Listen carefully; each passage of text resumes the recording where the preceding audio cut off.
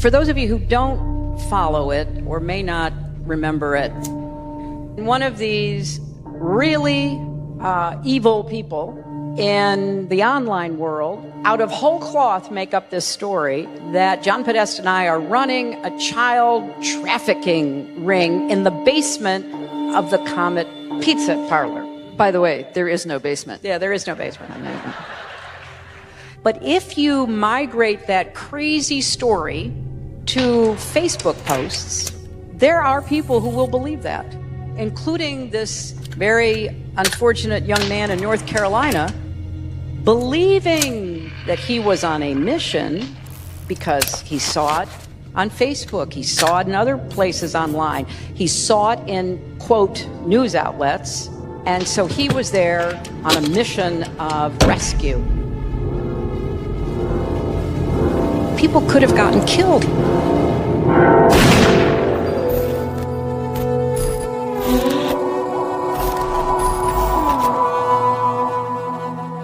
Tonight, a terrifying moment. Authorities say a man with an AR-15 opening fire after police say he showed up at a family pizza joint. Welch drove 6 hours from Salisbury, North Carolina to self-investigate a conspiracy theory called Pizzagate. Viciously phony rumors that the pizza joint was the base for a child abuse ring using underground tunnels led by Hillary Clinton and her campaign chief, John Podesta. This is insane. No one was hurt, but this became an alarming consequence of a growing online phenomena, fake news.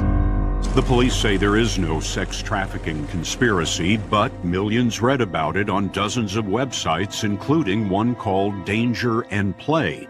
Danger and Play is written by Michael Cernovich. All media is narrative, and we are in a war of narratives. There is a story about me. There is a story that I am just a very mean, awful, nasty troll. Is that the totality of who I am? No. Have I been mean before in the past? Yes. Here's Hillary's handler and here's Hillary collapsing. That's a narrative about me. I view it more in terms of sort of pro wrestling. Bill Clinton's the rapist! Bill Clinton's the rapist! And if people are going to view you as the heel or the bad guy, you just have to play up into that role. Assault! They're assaulting me! They're attacking me! And that's what I've done, is I've recognized that people were going to misinterpret me, completely twist my words out of context, in many cases fabricate things, and I can either spend all of my day explaining why that isn't true, or I can just embrace that heel role that you would as a pro wrestler. My name is Mike Cernovich, and I'm a journalist, author, and filmmaker. That's amazing. All right, so yeah, I just texted Scott Adams, which is, hey Scott, my latest film is on fake news, and one area we wanted to cover was the role of cognitive biases playing fake news, as well as your two movies theory. Would you be in for an interview discussing this? So I think Scott will do it. But that would be what we would want to talk to him about. And he's in the Bay Area, right? Yeah, he's in the Bay Area. I am Scott Adams. I'm the creator of the Dilbert comic strip. I'm a trained hypnotist and have studied persuasion for decades. In persuasion, there's a thing called framing. It's how you think about a situation. People can frame things very differently, and skilled persuaders are especially good at it, so it's something I'm trained to do.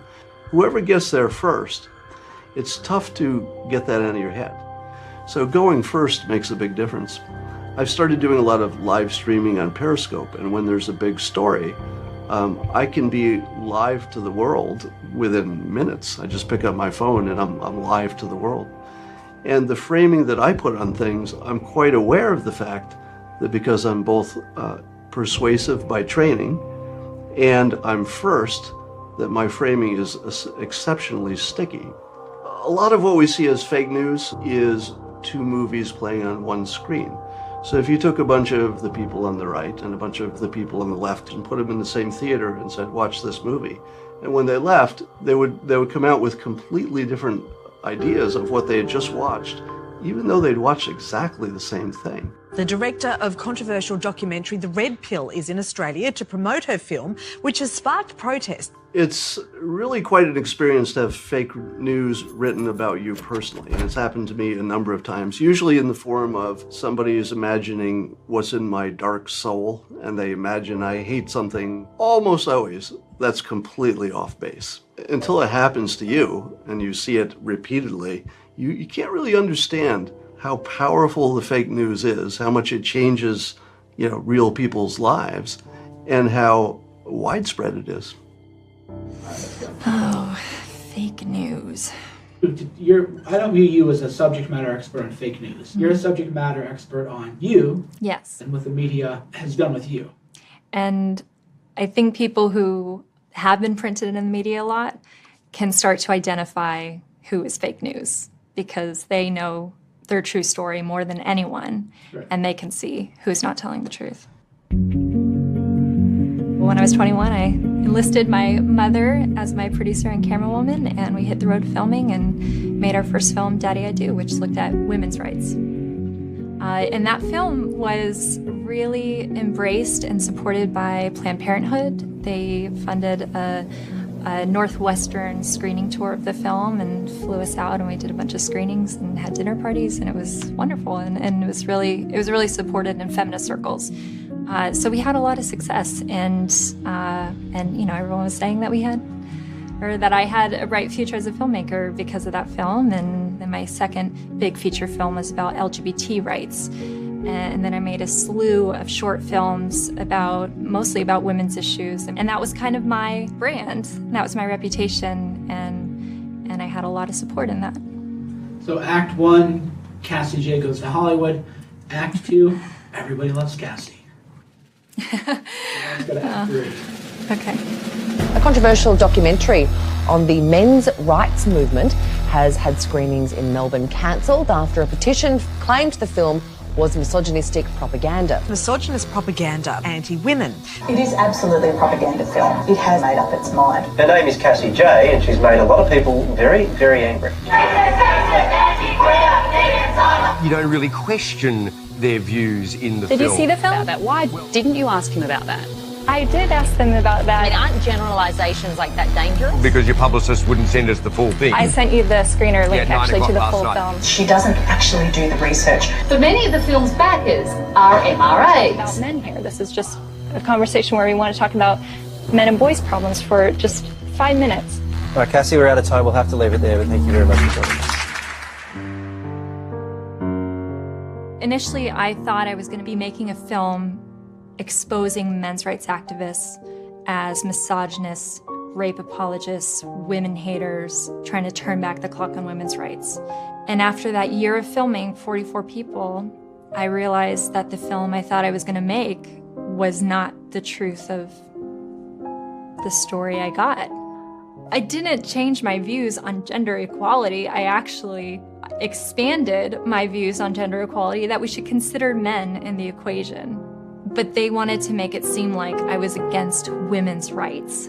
I mean, even some of the interviews I did on Australian news, the lower third where they would say the title of the episode they're doing, one of the titles was "Filmmaker changes her views on gender equality to inference that I am now against women's rights," which couldn't be further from the truth.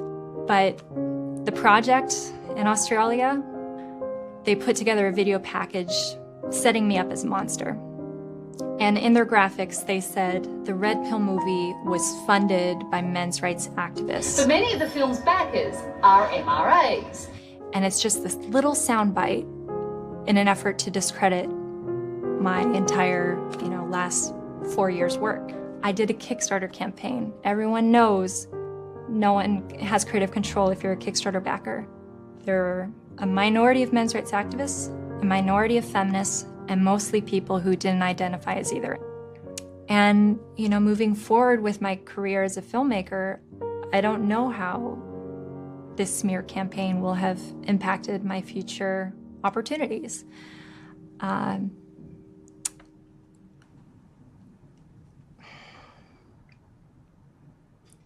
When I started to see the media going after me personally, like on the direct attack, trying to take down my credibility and my reputation, I felt cheated and lied to for my entire previous life before I became this public figure with the smear campaign. I feel like, how can I have trusted anything they've ever said about all these other people who I've seen smeared in the media before, and I believed what the mainstream media said about them.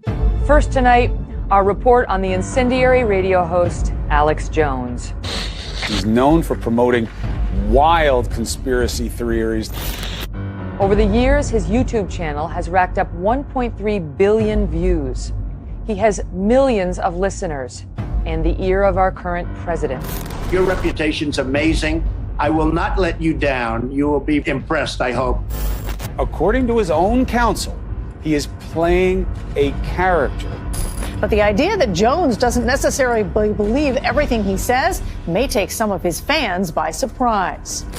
He produces this show from his basement. Broadcasting worldwide, I'm your host, Alex Jones. So what is the state of our world today? The quickening, the intensification, the insanity, the wars. Why is Alex Jones in a movie about fake news? In fact, I bet when this film comes out, they're going to have reviews saying, ha ha, look at the filmmakers. To cover fake news, they talk to the king of fake news. Wait a minute.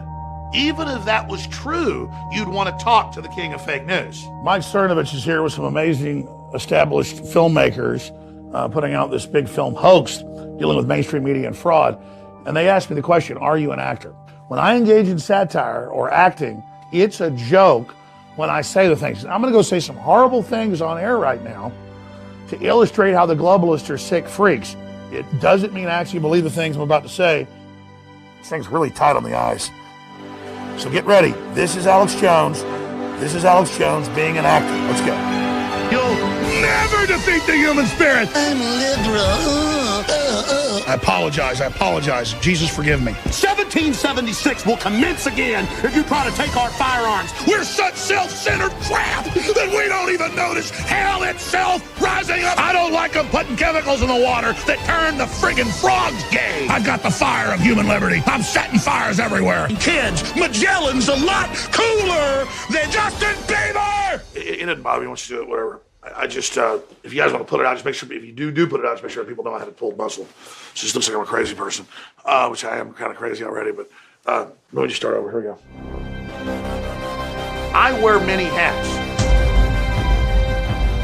but 99% of the time, I'm a father, I'm a patriot who wants to simply research the facts so we can live in a better world. And that's why since the time I was 21 years old, I've been on air, because I've known there's been a war on for our minds. The victory will be an endorsement of a philosophy. Sir, shouldn't we abolish the CFR? That's the real reality that none of you will talk about, most of you are members. And I'm being drug out. Laugh at it. We need whistleblowers, and we need whistleblowers who aren't afraid of being smeared. Courageous people that are willing to step into the limelight and take the tomatoes being thrown at them. My entire career, it's been about putting myself out there to take the hit first, to draw the enemy out so that more people wake up to the larger picture.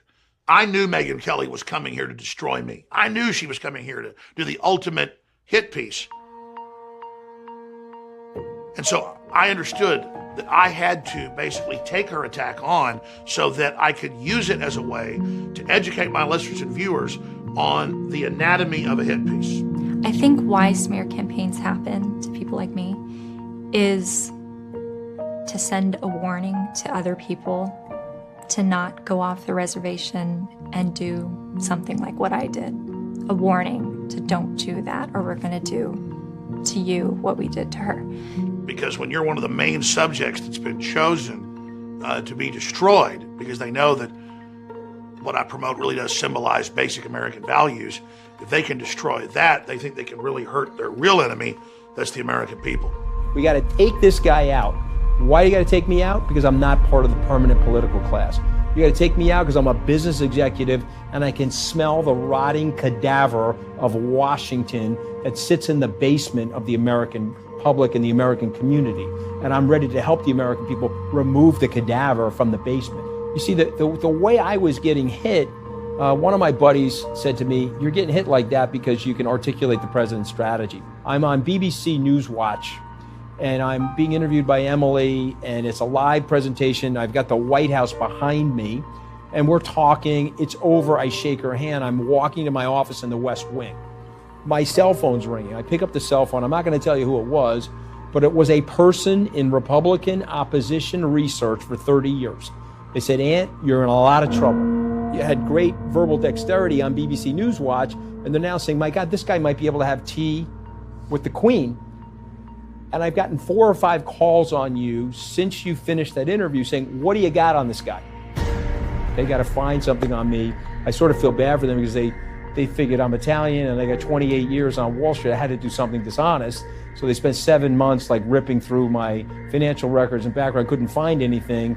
So they got me on 3 curse words. Leak thing and see if I can block these people the way I blocked Scaramucci for 6 months. They treated it like it was I poured hot water on a newborn baby. We had hundreds of TV networks and newspapers call us in the month before Megyn Kelly called, and I'd refused all the interviews because I knew that there was basically a bounty out to do a huge deceptive hit piece on myself. And so when I heard that Megyn Kelly was calling up my producer, being sicky sweet, saying, "Oh, here's my cell phone number, please call me personally.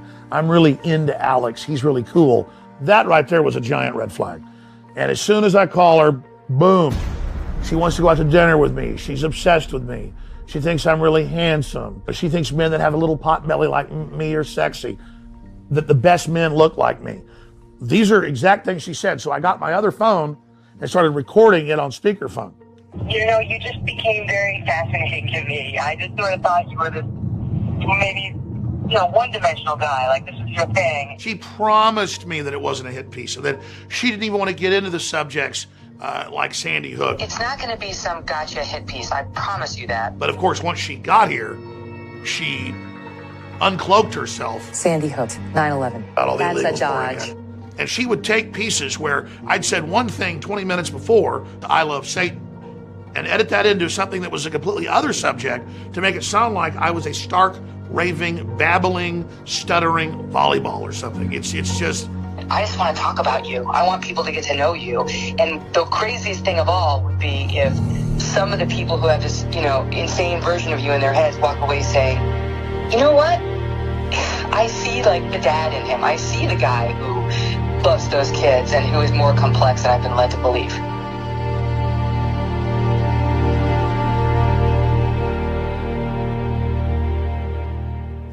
So the media, and especially the fake news, can ruin lives fairly easily. I've had quite a bit of fake news lobbed at me. What was the fake news? Well, the fake news was that I'd said negative things about women, which if you saw them in context, you would understand that they weren't. But out of context, whoa, they sounded terrible. If I thought somebody actually thought the things that people said I thought, I would not like that person. And if you think somebody's evil, whatever comes out of their mouth is going to sound pretty evil. And if you think that person is on your side, even if they say something that sounds a little bit evil, you're going to say, that's Bob. He doesn't mean that. So we imagine we can see what's in the soul of other people. It's the most classic mistake you could make. You're not good at peering into souls. You just think you are. Everybody thinks they're good at it. Everybody's wrong. We're all terrible at it. And weirdly, we imagine that these normal people who would be our friends in any other context are actually like monsters on the inside. And it's pretty rare that anybody is actually a monster on the inside. This is the spot where it was first seen. Where did it come from? What is it? They're bringing crime. They're rapists. I know nothing about David Duke.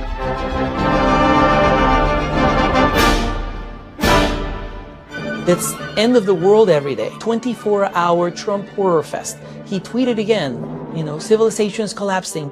Never in the history of the United States a monster of such horrifying hatred of man.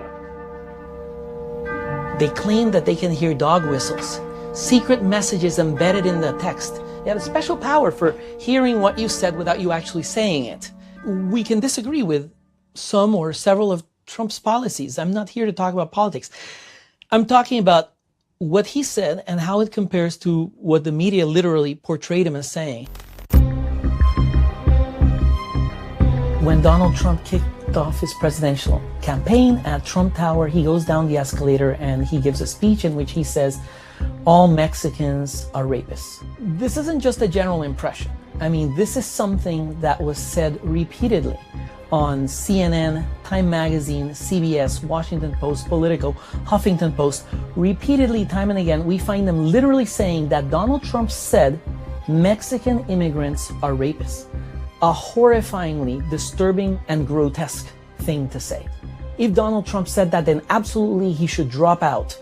The fact, of course, is that's not quite what he says. What he says is, when Mexico sends people, they're not sending their best. They're sending people that have lots of problems. They're bringing drugs, they're bringing crime, they're rapists. And some, I assume, are good people. And what he did say, was graceless. It was inappropriate. But gosh, it wasn't. He didn't say that all Mexicans are rapists. That's just not what he said. He's complaining that somehow he thinks the Mexican government is sending people that have lots of problems. But the media fixated on 2 or 3 words, they're rapists, and decided that the noun there must be the worst possible interpretation, meaning all Mexicans. Every single Mexican, children, nuns, old people, all of them are rapists. And what a shame that Donald Trump said that. And he explained himself repeatedly. He went around praising Mexicans in multiple states again and again, saying they're good people, they're wonderful people. I want them to come in legally. The media never cared. What they cared about was this cartoon to not echo a stereotype, create a stereotype that I had never even heard of, that all Mexicans are rapists. What's stunning about these stories, these memes, is that even despite their being so incoherent, the media is able to just keep them going endlessly by systematically neglecting every shred of evidence against the story and reading between the lines with everything that seems a little off color. So here's another meme. During the campaign, Donald Trump called for the creation of a national database, a registry that would track all Muslims in America. Every Muslim American would have to be registered in this thing, carry a special ID, perhaps wear a badge. This was echoed in countless many media. It's totally false. It just didn't happen. The proposal wasn't created by Donald Trump. It was made by a Yahoo reporter. Do you think we might need to register Muslims in some type of database or note their religion on their ID? This is Hunter Walker, Yahoo News, asking this to Trump. And what did Trump do? He didn't answer the question directly. He's just interested in sticking to his message and saying the things he wants to say. It's known as the artful dodge. I mean, this is something politicians have been doing for decades. Well, we're going to have to look at a lot of things very closely. We're going to have to look at the mosques. We're going to have to look very, very carefully. He said, look, he said carefully. Now, when Walker reports this, what he says that Trump says, he says he wouldn't rule it out. Then it becomes he calls for the creation of a national database. And this expression shows up on CNN. It shows up on the cover of New York Times. The fascinating thing is how they seem to play a game of telephone, of taking not just what Trump says and twisting it, but they'll take what each other of them say that Trump said, and they'll add details. And Donald Trump again and again says, I didn't say that, that's false, this is ridiculous, I didn't start it, a reporter suggested it. Did they apologize? Did they at any point say, you know what, we want to go back over some of these stories we said, whether they're about, religion or Mexicans or, let's do a tally of how many of these things we kind of twisted out of proportion. No, they're more interested in people tripping up on words rather than events. All kinds of things happen in the world. Alarming, important, urgent things. People die, people are dying. Serious things are happening, and instead, the sad state of the media is, what are they obsessed with? What is their number one concern? It's Twitter. I'm fascinated that the media is obsessed with whatever little white lie they think that I told on Twitter. How many people are dying because of whatever they view as being untrue, that's being said by me? Now let's compare body counts. I'll gladly compare, they would have to frame me for body counts and shootings, as they did with the Pizzagate thing. I don't have to frame them, I just have to talk about what they've done.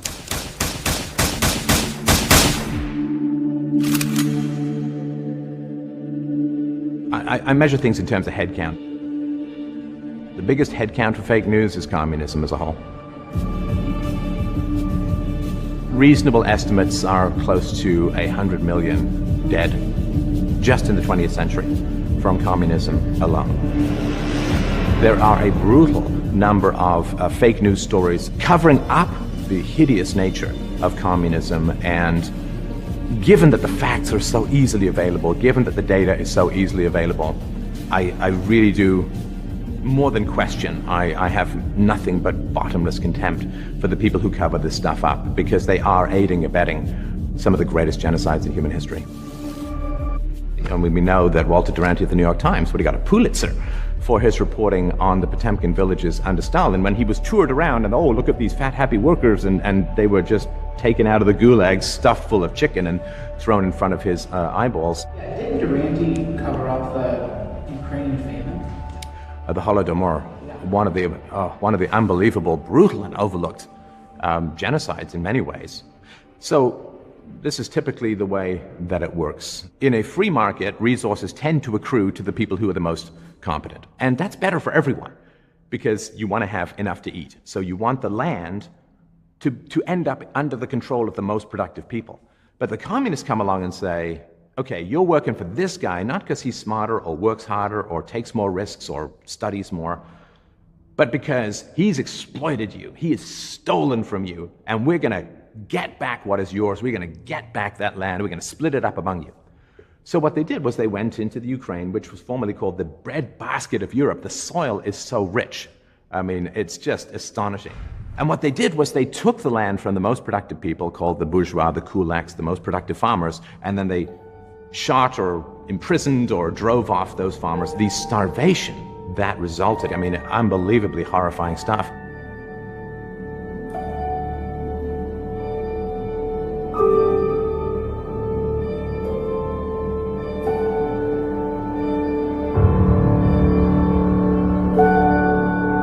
This was all covered up. The reports were coming out, just as the reports were coming out about the Holocaust. The reports were coming out, but they did not examine it as much as they should have, and millions of people starved to death as a result. And that helped stretch out the communist regime for another couple of decades, and it helped to spread the communist regime to other places in the world, North Korea, Cambodia, China. You know, there was a time when a third of the planet was under communist dictatorship.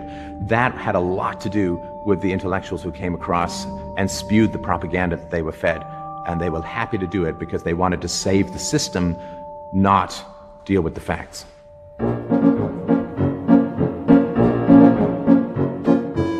There are still people out there with Karl Marx buttons. You know, you try wearing a Hitler button, Hitler's head count was far lower than communism. You go out there with a Karl Marx button and people are like, oh, that's edgy. Or, you know, get your Che Guevara t-shirt and this proselytizing and pumping up of communism that happens. I mean, we see this recently. Women had better sex lives in Soviet Russia. I mean, like, okay, so sure, it's 100 million death count, but at least I get a toe-clenching orgasm out of it. It's like, that's horrifying and horrible kind of weighing in the balance. The fact that North Korea started as a communist state is very much overlooked. They put these Potemkin villages out there in North Korea as well, where you got these happy peasants who see smiling and so on because, you know, they get shot if they don't. We traveled about 4 hours east of Pyongyang to visit a ski resort. We were also invited here, I would suspect, because it is not what people expect to see in North Korea. A modern ski resort. It's got patriotic music and videos playing from a screen here, and a lot of families out enjoying themselves. And the reason why it's so sinister, which you've talked about before, Mike, is that they want us dead. If you openly cover up for a regime that the first people targeted are people like you and me, I can't view this as a merely ideological dispute. This is not an academic difference in opinion, because if the system that they want gets in power, myself, my friends, my family, everything will be the first to go. Read all about it. Latest football scores. Morning paper. Morning Star. Paper, mister? Your daily newspaper. Well, this is familiar. Most of us read a paper every day. The golden age of American journalism in the 50s is sort of a myth. Perpetuated by Hollywood and maybe journalists themselves.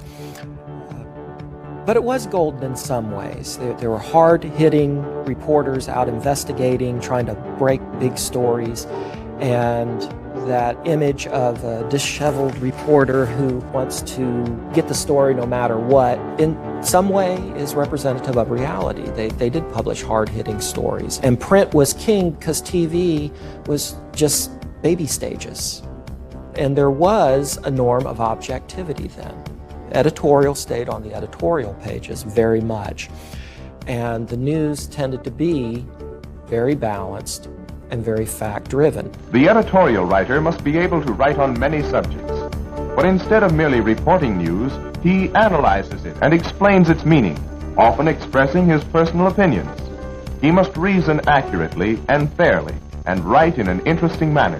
There was also a different culture of the time, which was that objective truth does exist and that there are consequences for lying and doing this in the afterlife. Journalists, whether they were practicing Christians or not, brought in this American ethic, which included God, absolute truth, also this idea that yes, there are objective facts that we can find and report. To be successful today, a newspaper must contain all the elements of the best journalism to fill the needs of modern newspaper readers. But beyond that, it must inspire complete confidence in its integrity.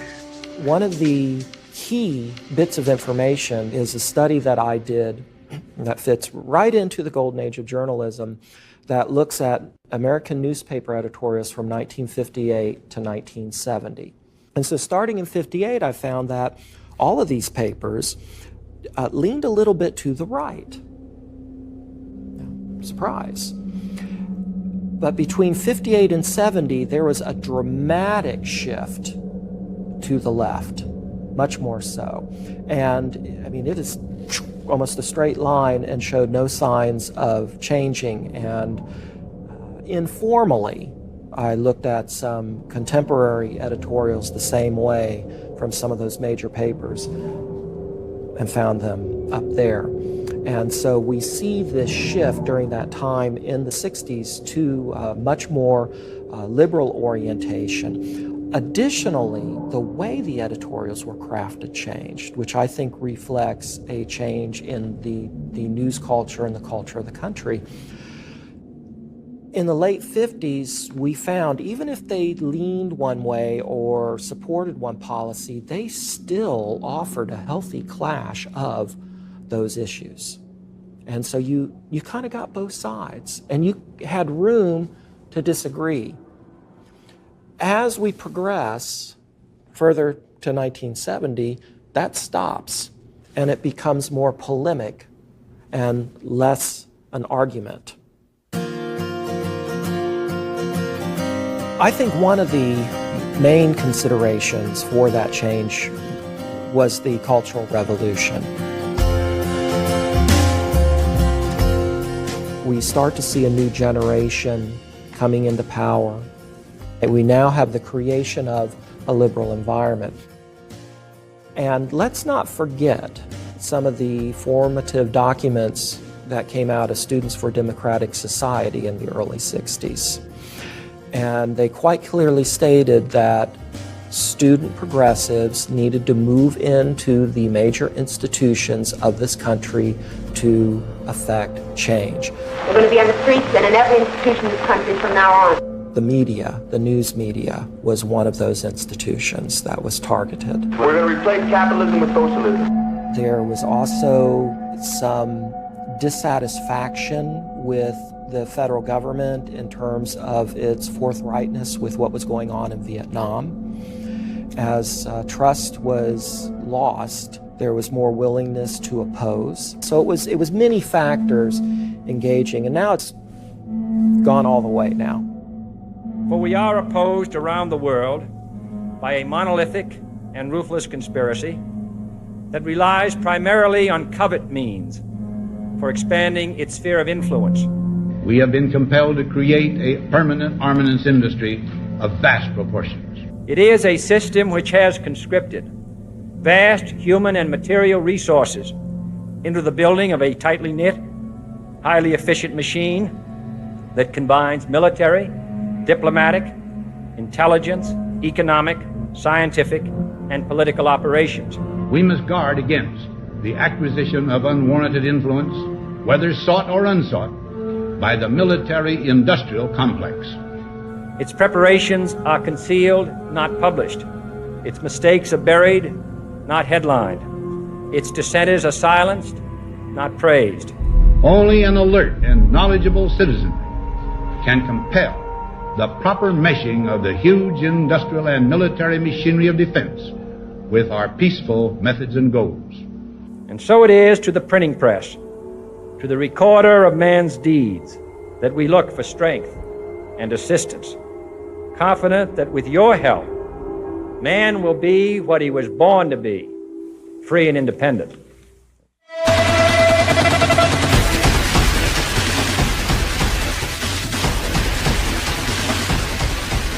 I saw the Iraqi soldiers come into the hospital with guns.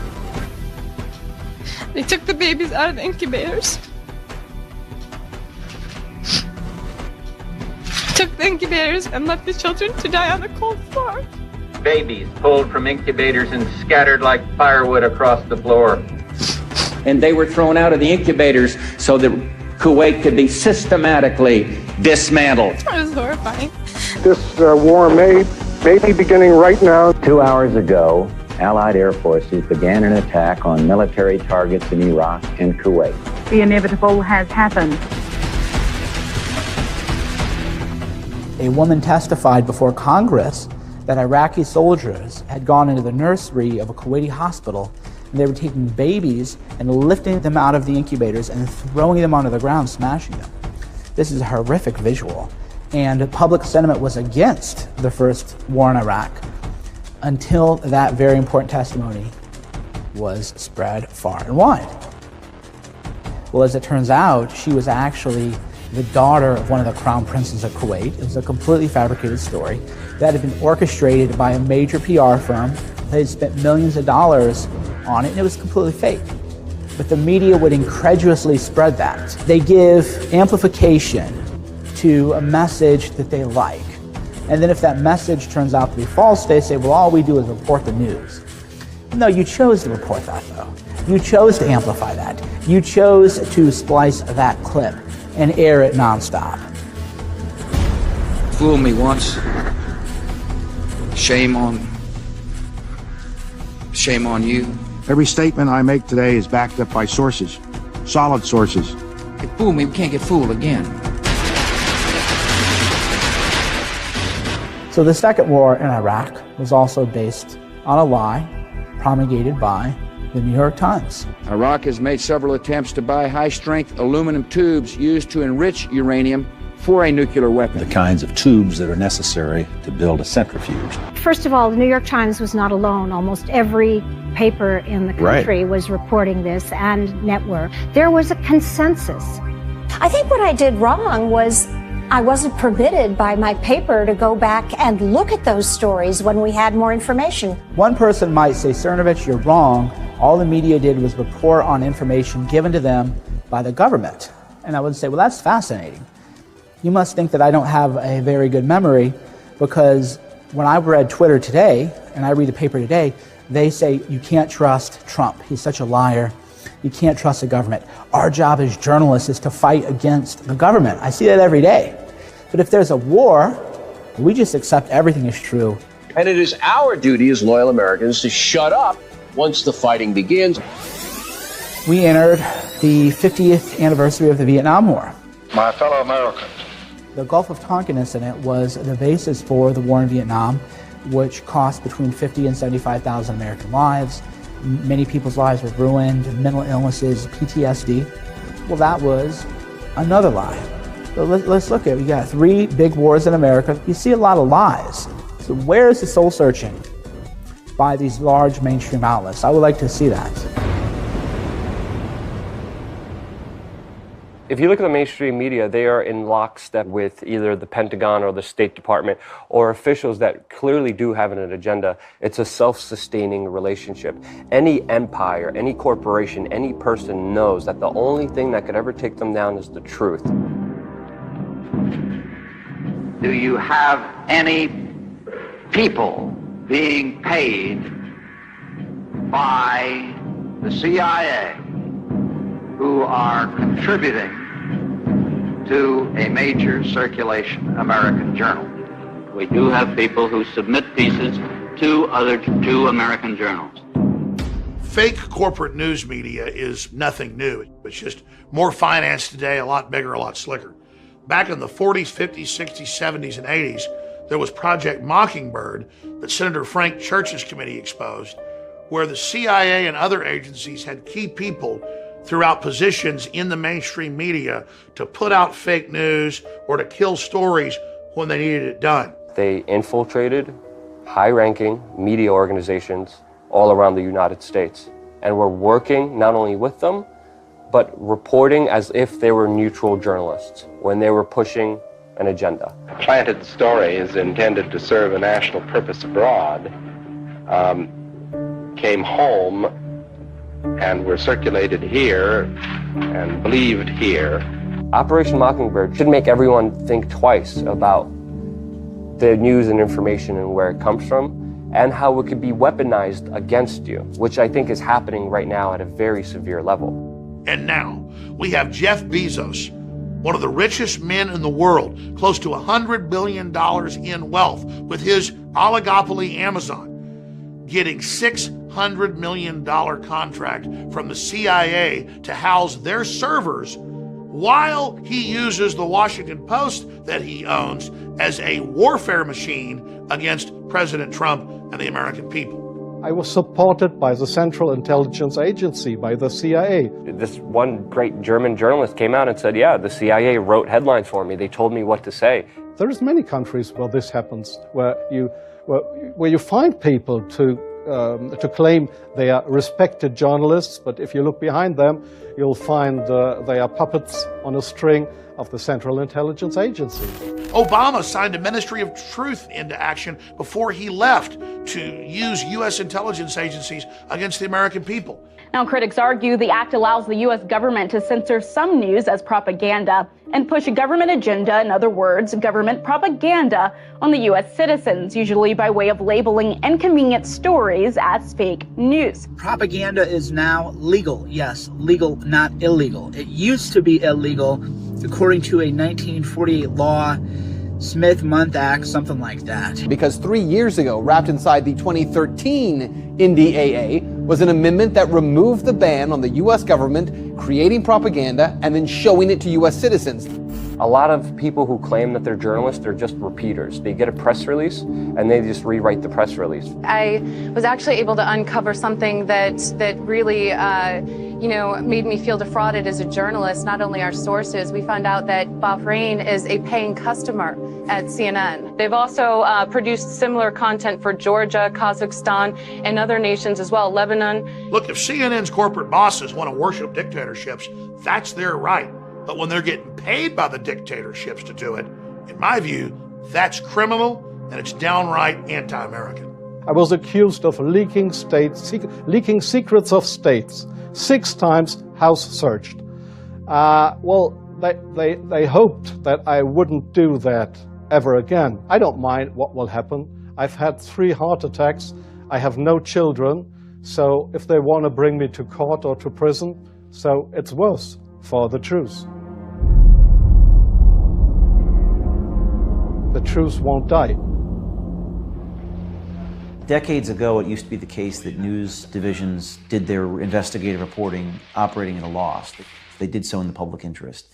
That's gone by the wayside. These days, news organizations do specifically what behooves their bottom line. Hi, my name is James O'Keefe. I'm from Project Veritas. Project Veritas started with the mission of investigating and exposing waste, fraud, abuse, corruption, dishonesty, self-dealing in order to make a more ethical and transparent society. In order to do that, We have to go undercover because a lot of these people are not going to tell us on the record what's happening.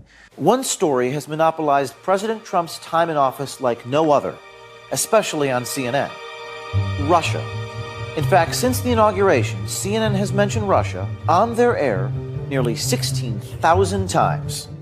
So we sent our undercover reporters inside CNN to understand why. Then why is CNN constantly like, Russia this, Russia that? Because it's ratings. If it's all just because of ratings, if it's all just for money, if his own staff, more than one person, thinks that it's BS. The Russia thing is just a big nothing burger. Really? It's mostly bullshit right now. Like, we don't have any big giant proof. And they're doing it in order to make money only? All the nice cutesy little ethics that used to get talked about in journalism school, you're just like, that's adorable. That's adorable. Yeah, this is a business. That's something the American people need to see. I'm not making a value judgment about it, but that's information that people need to see. And that's the heart of the matter is journalism is about exposing things for what they really are. And there's a lot of powerful interests that do not want things exposed for how they actually are. People go in the media, journalists, or would-be journalists would say, Cernovich, you just want clicks. All you care about is page views. These are the people who live and die by ratings. These are the people who, the minute the show's over, they're waiting for the ratings to be uploaded. If there's a way to start a war and get America involved in another major massive war, all the media companies stand to make a lot of money. Nobody talks about that. For example, when there was a major terrorist attack in France, the images of dead babies were blurred, and we were told by the media, never show dead children on television. This is too horrific. This is not what we're about. You can't do it. This is what we're told, right? But then suddenly we have a story about Assad gassing his own people, and a lot of people want war in Syria. Well, not only do they accept the conclusion that Assad gassed his own people without any real evidence, but now they post images of dead babies on television and in the newspapers and post those pictures. Tonight I ordered a targeted military strike. The president again citing the disturbing video of Tuesday's horrific chemical attack as a major influence on his decision. A dizzying turnaround for an administration that just days ago declared that their priority was not to oust Syrian President Bashar al-Assad from power. Donald Trump became president of the United States. I think this was actually a big moment. The media makes a massive amount of money with wars because then you have nonstop coverage, embedded journalists, hot new footage. Watch this latest bomb be dropped. Watch this latest firefight. We see these beautiful pictures at night from the decks of these two U.S. Navy vessels in the Eastern Mediterranean. I am tempted to quote the great Leonard Cohen, I'm guided by the beauty of our weapons, and they are beautiful pictures. They make a ton of money doing that. Not only that, but their parent corporations and these media holding companies and their shareholders make a ton of money off of war. Boeing makes a ton of money. These contractors make a ton of money. The lobbyists make a ton of money because now you have contracts to dole out. Nobody talks about this, though. How does the media make its money? War is never coming from itself. There is always people behind it to push for war. And this is not only politicians, this is journalists too. Because, you know, there's a lot of jobs at stake. Certainly, if a lot of these defense contractors stop selling warplanes, other sophisticated equipment, there's going to be a significant loss of jobs. So what they're doing is completely dishonest.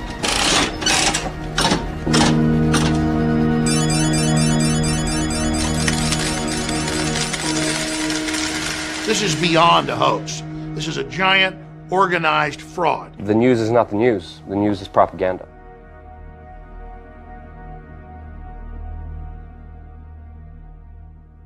Nothing has captured this crisis like the picture that we began with last night. His family says his name was Aylan and that he and his brother and his mother drowned trying to reach Greece by boat.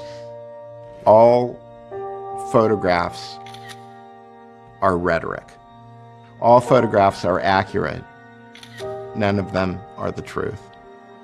Let's face it, we don't see the world in a still frame. We don't see the world in black and white. We don't see the world frozen. All photographs are kind of self-portraits. They're really a reflection of the photographer and the editor There's a lot of journalists who get angry when I say that. And tonight we're going to spend the program looking at the power of that image, which has shocked the world, shaken politicians, and transformed the debate about refugees fleeing from war. If you're listening to a song, you have to listen to the song. You have to at least get to the hook before you decide that you think it's a good song. Still images don't work that way. Still images happen immediately. I just can't look at that without being so upset. Like, it just makes me think how lucky I am that I live in Australia, that my children live in Australia. That's what it is. Yeah. The most persuasive thing is visual. Our visual sense overpowers everything else. So what they choose to show as an image is the message, no matter what the words on the screen say. What you remember is what you saw. The salaciousness or the shock value of images can be used in order to kind of manipulate people's behavior. Dead children are normally taboo, especially on the front page. But next morning, almost every UK newspaper broke the rule and ran an image on the front cover. And if you compare that to the bodies in Europe from terrorist attacks, some of which committed by these migrants or their descendants, those bodies you can't see. Showing those bodies can get you censored on social media. People still have fears that migrants might have an ISIS member lurking among them, which there has been no credible example of. News broke that one of the attackers may have posed as a refugee and entered Europe through Greece with a fake Syrian passport. Knowing that you're not seeing those photographs should be a tip, right? It should be a clue.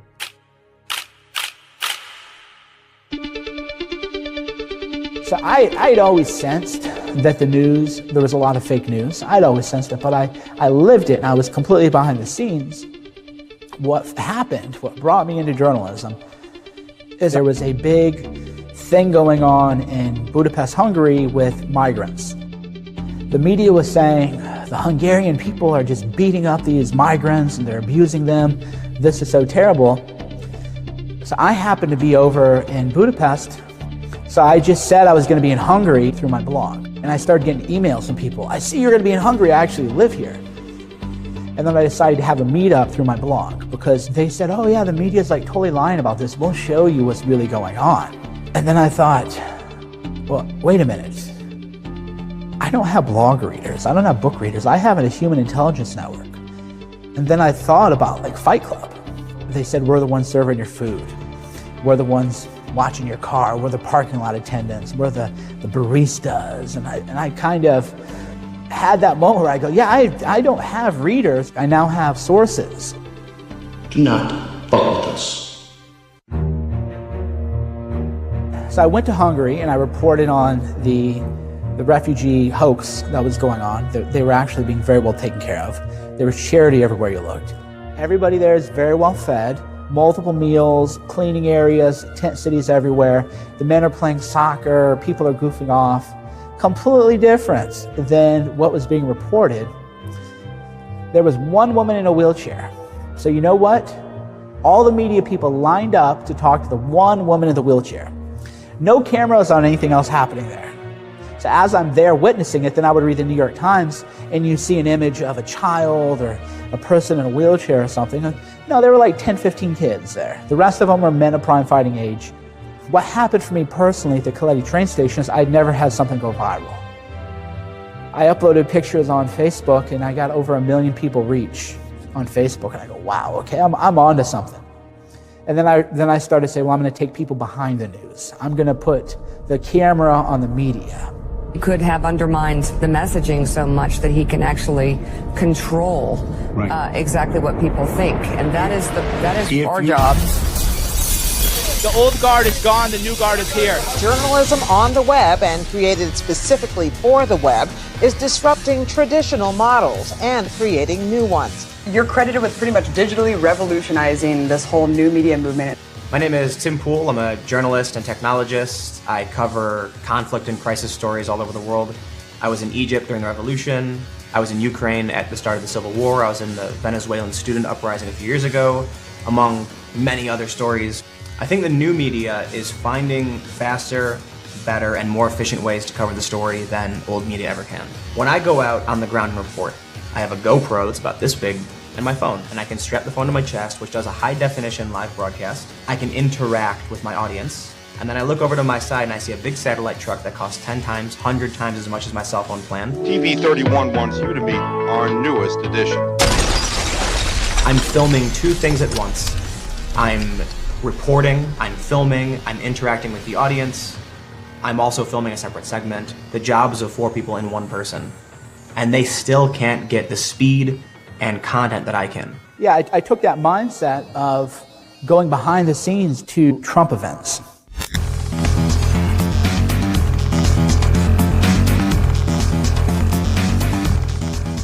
Not to the rallies, which I found quite boring, but to what was happening outside. And it was carnage. People had taken over the streets, were tearing down signs, sucker punching people, screaming at people. It was pandemonium, and I just live streamed. I didn't know what was going on. I just live streamed the whole thing. And my phone went dead. Because at the time I didn't know to have a battery pack. You're like a rookie, right? So I'm running to charge my battery, get like 3, 4, 5%. Sprint back, live streaming, sprinting back, live streaming. And it was fun. It was a major adrenaline rush. The biggest difference between an independent journalist and a mainstream reporter, first, is the entrepreneurial attitude. It's a huge risk to go off on your own, and so immediately there's going to be a different perspective on the world. A lot of the traditional journalists, they get out of school, they look for a job. A lot of independent journalists know what they want to do and oftentimes will fly themselves to some dangerous part of the world because they want the story. Yeah, but we live for this, you know? We live to tell the truth. Nobody else is going to do it. We have to do it. So, here's another great example of fake news. If you watch the news of the RNC, you would be told total chaos, division. Oh, there's protests everywhere. Protests everywhere at the RNC. You'd go to these protests as 20 people. I kid you not. 20 people and 100 media people taking pictures, and they would stage them. And they would crop the shot so you couldn't really tell how many people were there. So disappointed by these protests. Yeah, I know. I'm going to have to go to DNC. So I go, and I was in a real protest march. Burn that fucking white Catholic shit the fuck down. Oh shit! Oh shit! She's on fire! If you turn on the news, you're not seeing this. Day one of the DNC, I'm out there periscoping, live streaming videos. There are 5,000 people at least at FDR Park across from the DNC. All right, 360. Right? That's everywhere, okay? Everywhere. You know how many mainstream journalists I saw there? 0. There's not even one journalist here, except for me. They're all on Twitter, talking about the future of the Democratic Party and the future of the election. They're unbelievably lazy. Being a right-winger in New York City, I'm drowned in the opposition. And you learn to enjoy conflict, you learn to enjoy arguing, and I think it makes you a more complete person. And we wonder why the media has become... These people don't leave their desks, and this is true of the right and the left. They'll sit there and they'll Google and they'll talk about a backlash, and you'll go check the evidence of this backlash and you realize it's just tweets. There's no more Watergate from the beat reporter talking to people on the street because he just uses Google. These kids now are turning to themselves for information. They're their own journalists. And that's what's so exciting about this time is someone like James O'Keefe can come along with an undercover camera and totally blow up the New York Times, fake voting, all of this stuff by going out there and just doing it themselves. So the biggest rub on me is that I'm not a journalist. That's what they will say. James O'Keefe is not a journalist. Whatever they want to call us, it doesn't matter. What matters is the thing that you are producing. I'd like to get a comment as soon as possible. Oh, okay. Is that the name? James O'Keefe. Can I put you on hold really quick? Yeah, thanks. This is the oh shit moment. Journalism is not just an identity, it's an activity. It is what you do, and you judge people based on what they produce. Basically, everyone is a journalist. But here you have actual grassroots activism, and there's no media. So you go to the DNC, you see this massive protest, real protest, not like this bullshit, the RNC, which the media hyped up. Real protesters, and they're Democrats, and they're being kept out by this big cage. It's like we're the criminals, but not her. And they're all talking about how they hate Hillary, they're not going to vote for her, they're not going to do anything for Hillary Clinton because they thought the primary was rigged. And there's no mainstream coverage of this at all. They're chanting WikiLeaks. What do you think about the WikiLeaks? Okay. Yeah, that's the last straw. That is the proof of what we've all expected that they've been doing. WikiLeaks released thousands of emails from the DNC appearing to show favoritism towards Hillary Clinton. CNN can't verify the authenticity of those emails, but they suggest that Bernie Sanders may have been right. The primary system was rigged against him. WikiLeaks offered a window into the world that most people would have never had. And that's the real reason the media lied about WikiLeaks. When Chris Cuomo said on CNN, it's illegal to possess these stolen documents. It's different for the media. So everything you learn about this, you're learning from us. It's different for the media. It's different for the media. WikiLeaks showed, though, the extent of the collusion. There were, I believe, 52 reporters who had various off-the-record, very homey dinners with John Podesta. So they're all great friends. Glenn Thrush, who was then at Politico and now at the New York Times, emailed John Podesta and said, I'm such a hack that I'm going to send you the part of the article that pertains to you before it's released. What they were doing is they're giving the other side a head start. Hey, we're about to drop this hit piece on you tomorrow. Get your talking points locked and loaded tonight. This is amazingly valuable. So not only did he not get punished, he is now the White House correspondent at the New York Times. Maggie Haberman, who I also believe is at Politico, was referred to as a friendly reporter that the DNC would use to tee up stories. Maggie Haberman now works at the New York Times. I have an uphill climb, and I'm going to climb as high and hard as I can. Donna Brazile was a CNN contributor, and she obtained some questions from a town hall, which was competitive, between Hillary Clinton and Bernie Sanders, and she gave the questions to Hillary Clinton. She confirmed that the primary was rigged against Bernie, and it was rigged for Hillary. She revealed it based on the fundraising agreement between Hillary Clinton's campaign and between the DNC, that all the messaging from the DNC had to be cleared by what she called Brooklyn, that was the Hillary Clinton office. Every press release had to be pre-approved. Well, that's a nice advantage. I would like every article about me to have to be pre-approved by me. That would be amazing. WikiLeaks confirmed what people already knew but couldn't prove, which is that the media and the Democrats are one and the same. There is no difference. They're all buddy-buddy. And whatever you read in the mainstream news is going to be the Democrat talking points. One of the things I don't think you need to convince anybody anymore is that the media is biased. I think there used to be a day, maybe when I was a kid, when people said, well, the news is at least trying not to be biased. They're at least trying. But now nobody believes that. What they do believe, which is weirder and maybe worse, is that they believe that only the other side is biased. And that's a tough one to crack. A lot of people will look at me and they'll say, Lauren, you've obviously got a bias. Yeah, everyone has a bias. I'm just honest about it. I will tell you, yeah, I'm coming from a right-wing point of view. That's my feelings inside. I am right-wing. So I'm going to explain that to you and tell you to go look and read other journalism as well. It doesn't matter if you are one political side or the other. It matters, are you going to tell the truth about what happened? And so with a lot of these journalists, they're more interested in winning. They're more interested in the political agenda.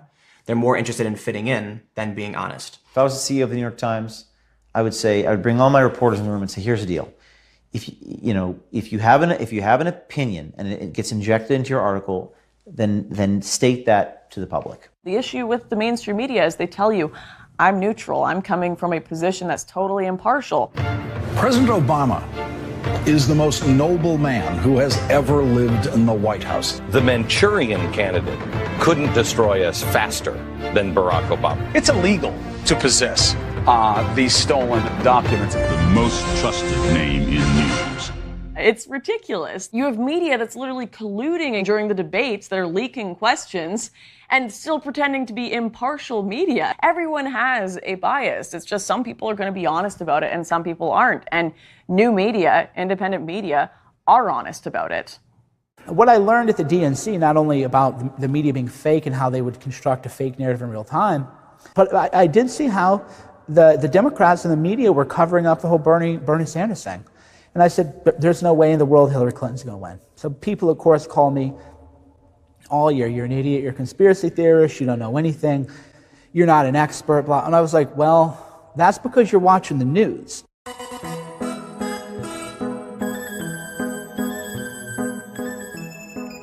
Could he actually win? No freaking way! And which Republican candidate has the best chance of winning the general election? Of the declared ones right now, Donald Trump. We have Hillary's about a 75 or an 80% favorite. We have different versions of the forecast. 89% for Hillary Clinton. Hillary Clinton has a 100% chance of winning. The presidential race is over. The state of the race at the presidential level is virtually over. Oklahoma, Tennessee, Mississippi, South Carolina. Pretty dramatic change in your forecast now. We're in a weird situation right now. And CNN projects Donald Trump will carry the state of Florida. Ohio will go to Donald Trump. Donald Trump has won the state of Pennsylvania. That is the race. Donald Trump wins the presidency. Well, America is crying tonight. Everybody is crying. How do we explain how this is possible? How did this happen? Since Election Day, questions have been raised about the role that false news stories distributed online played in the final result. There's been a lot of talk lately about fake news. Fake news, hoax sites, and hyper-partisan blogs that are spread further on social media platforms. As long as on social media people start believing it. Real-world political implications. Real-world consequences. A threat to democracy. Journalists are overplaying the fake news stories to demonize people you don't agree with. In this last election, the nation was assaulted by imposters masquerading as reporters. Michael Cernovich, a Southern California lawyer, has become a magnet for readers with a taste for stories with no basis in fact. Yeah, 60 Minutes wanted to do an interview with me because they were doing a big segment on fake news, and they wanted to make me out to be fake news. It was a complete setup. God bless them. Cernovich's website is just one of hundreds publishing nonsense on the right and on the left. So intelligent people who are familiar with my body of work understand what I do and why I do it. And it's very meta. The first thing that Machiavelli would tell a prince to do would be to write a book denouncing the prince. And so I think it's interesting, to have someone like Mike doing a documentary about fake news, because it's owning a term that has been directed at him and people like him.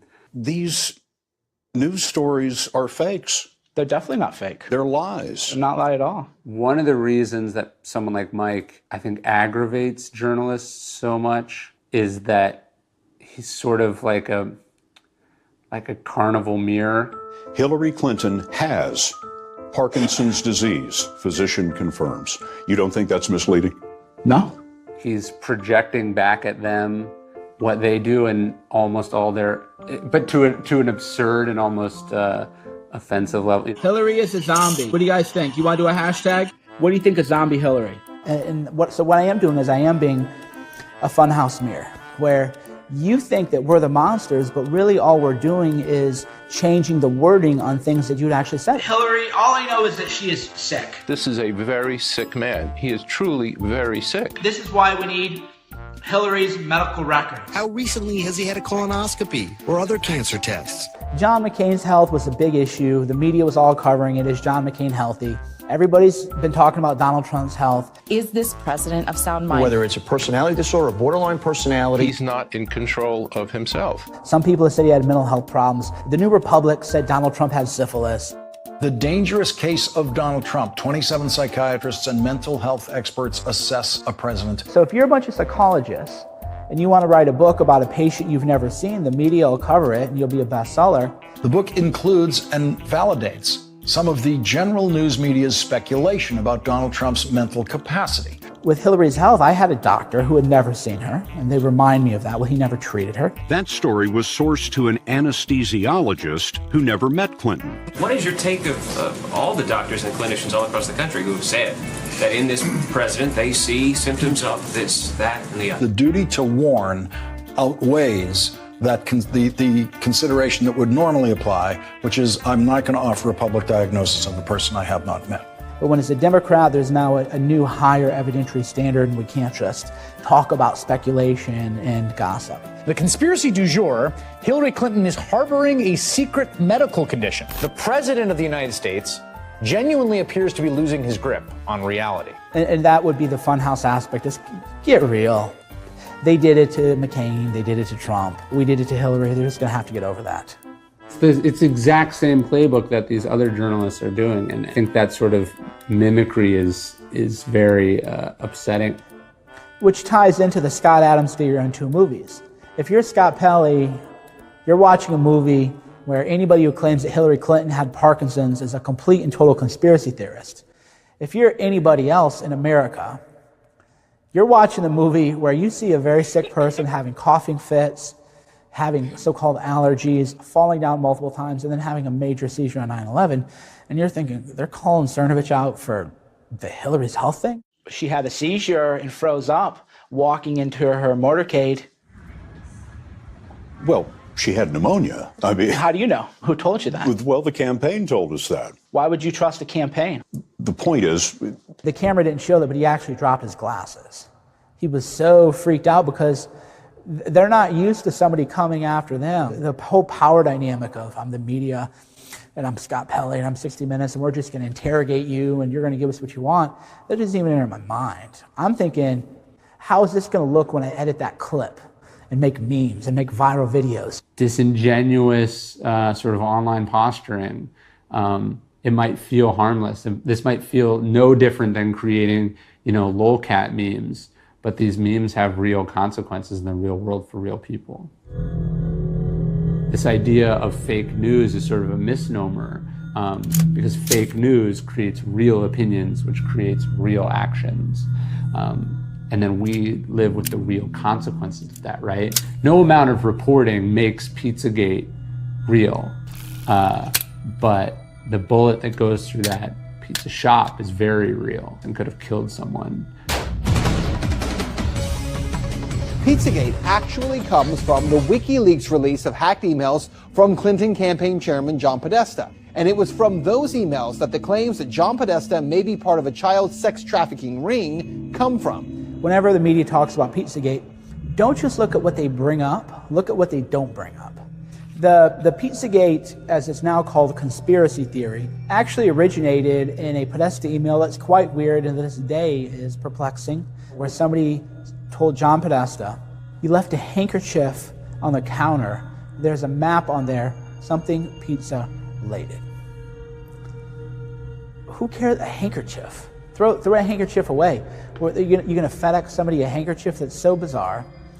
And then who writes a map on a handkerchief? And then the map is something pizza related? That's bizarre. That's code word for something. Could be codes for drugs. I don't know, but nobody in the media ever said, hey, dude, why would you have a handkerchief with a map on it that's pizza related? And why would anybody think it's important enough to send to you? Users of the anonymous online message board 4chan, known for rogue political discussion, suggested without any proof whatsoever that the word pizza was code for child sex trafficking at the restaurant. The conspiracy theory quickly spread to Reddit and YouTube, feeding fake online news stories, then jumping to Facebook and Twitter. People on 4chan and 8chan, they just post and they say, guys, like, look at this, what the hell is this? And then they just start connecting the dots, and it's all public record. It's all out there in the public domain, and all they're doing is connecting the dots that the media, wouldn't touch. And the media wants you to believe that you can't look at this stuff and say, yeah, this is really weird. This is really fucking weird. The amazing thing about Pizzagate is that if you start looking into the evidence for it, it's really compelling, meaning that it's hard to imagine that all of that evidence doesn't mean what the Pizzagate conspiracy thought it meant, right?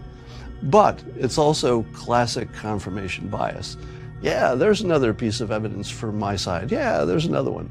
Even though other people could look at it and just say, what the hell are you talking about? I don't see it. The Pizzagate narrative, at least as concerning Mr. Alefantis and Comet Ping Pong, we have subsequently determined was based upon what we now believe was an incorrect narrative. We apologize. To the extent our commentaries could be considered as negative statements about Mr. Alefantis or Comet Ping Pong, we encourage you to hold us accountable because we improve when you do. They call themselves Pizzagate researchers, which I never was. They have video after video analyzing everything. And somehow it became about a pizza parlor. The Comet Pizza shooting, by the way, is a very sad thing. And the shooter had no connection to me and never read my stuff. The fake news media has claimed that I propagated it and spread it and everything. But they can never find me blaming that pizza parlor for anything. They can never find me blaming the owner of that pizza parlor for anything. But I was always focused on things that were real and that were bizarre. You tweeted, the Clintons were running a pedophilia ring. It's been in the emails all the time. We just weren't able to see the code. Yeah, I don't agree with that. You don't agree with that? I definitely don't think the Clintons are personally running a pedophilia. So why did you write it? That was worded imprecisely. It was more that Why did you write it then? You can go back to 2004, where there was a puff piece written about Tony Podesta. Washington Post and The Guardian had both written pieces about what a great avant-garde art collector he is. And they say, oh, it's just art, it's just modern art. Like, it's just art, don't worry about it. It's kind of like, that's kind of a cop-out. If it's art or not, it's screwed up. For the vast majority of Americans, they're going to look into that and say, that's weird stuff. Now, maybe Cernovich overplays it, maybe he sensationalizes a little bit, but the sentiment of it is, these are very creepy people. There's an email from the WikiLeaks where the Podestas talk about having stayed in touch with Dennis Hastert. Dennis Hastert was a longtime family friend. Dennis Hastert went to prison for money laundering offenses related to paying off his pedophile victims, people that he had victimized when they were young, underage. Why are you still friends with Dennis Hastert? He is a pedophile. He did go to prison. The media didn't want to ask those questions. And in a way, that's probably why Pizzagate probably got out of control, because the media actually refused to ask the questions. The shooting incident shows how a fake news story can lead to a real life-threatening situation. Devastating consequences. Real-world consequences. It seemed to me as if the media had been given its marching orders. Fake news, they insisted, was an imminent threat to American democracy. A threat to democracy. The dangers to democracy are obvious. Who invented the phrase fake news in its modern context? Who wanted to control the information we were receiving on the internet and on the news, and why? Fake news is a phrase I had never, ever heard in my life, and I don't think any American had heard in their lives until a month after the election.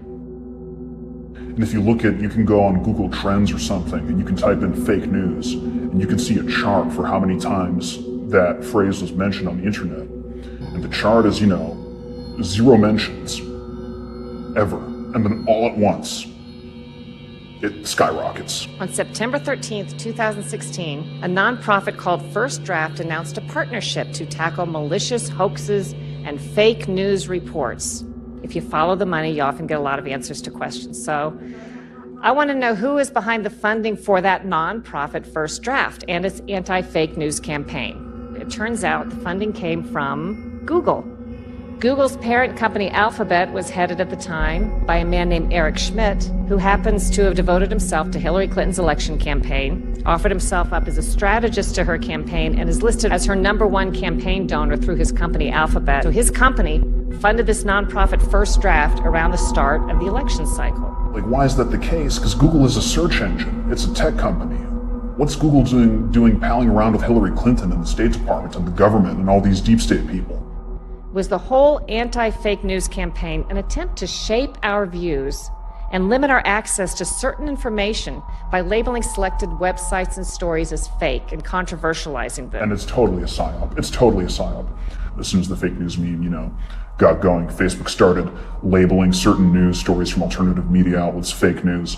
And so, if they can't ban the First Amendment straight out right away, they go for plan B, which is to discredit anybody that isn't themselves and to get them banned semi-legally with stuff like Facebook, which is basically a monopoly at this point. There are no real competitors to Facebook in this country, or Twitter, or Google. If you get kicked off these big Silicon Valley platforms, you're basically fucked. Facebook and other social media sites are being criticized for not doing enough to stop bogus stories. This week, social media giants Facebook and Google said they will go after hoax websites by restricting ad revenue. Almost 100% of our videos are demonetized as a punishment for what we are politically doing.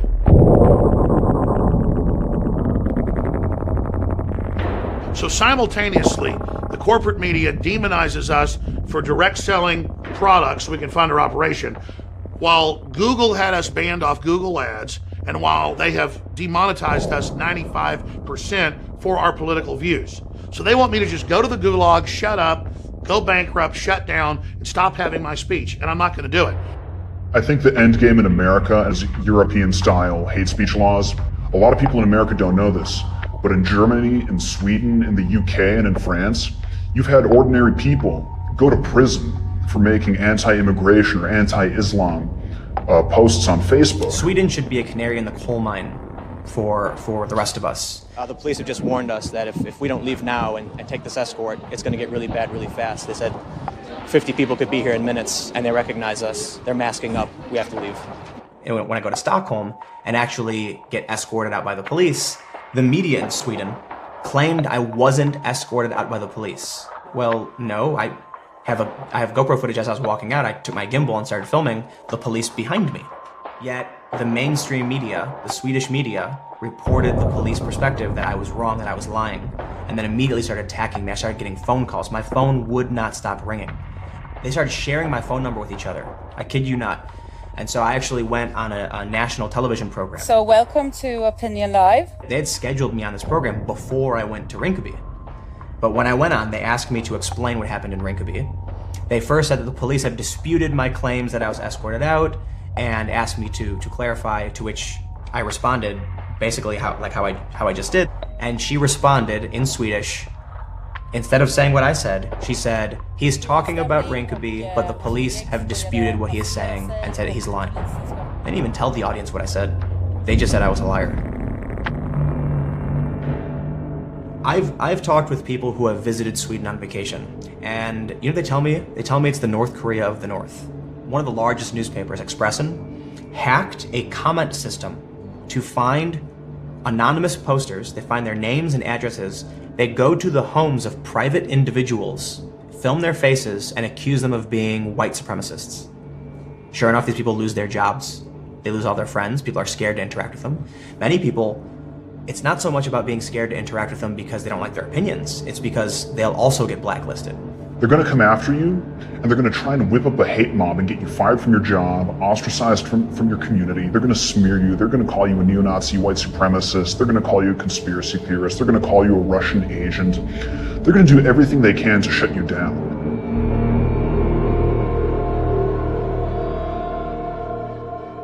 And in the face of this unprecedented censorship, we've only seen support grow.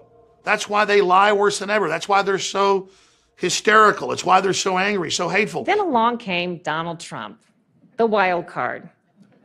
Probably the only politician that could have or would have been able to change this dynamic and kind of turn the campaign on its head. Each time advocates cried fake news, Donald Trump called them fake news. We were able to turn fake news back on them almost instantly. Of course, with the help of President Dr. Donald J. Trump, PhD, which is what I call him now. Because he started calling the mainstream media fake news. Since you are attacking our news organization, can you give us a chance? Your organization you are attacking President-elect. Can you give us a question? Don't be rude. You're attacking us. Can you give us a question? Don't be rude. Can you give us a question? I'm not going to give you a question. Can you state categorically? You are fake news. The news is fake. Fake media. The failing New York Times. Fake news. Very fake news. They should be ashamed of themselves. You know, I've been hearing more and more about a thing called fake news. But I will tell you, some of the media outlets that I deal with are fake news.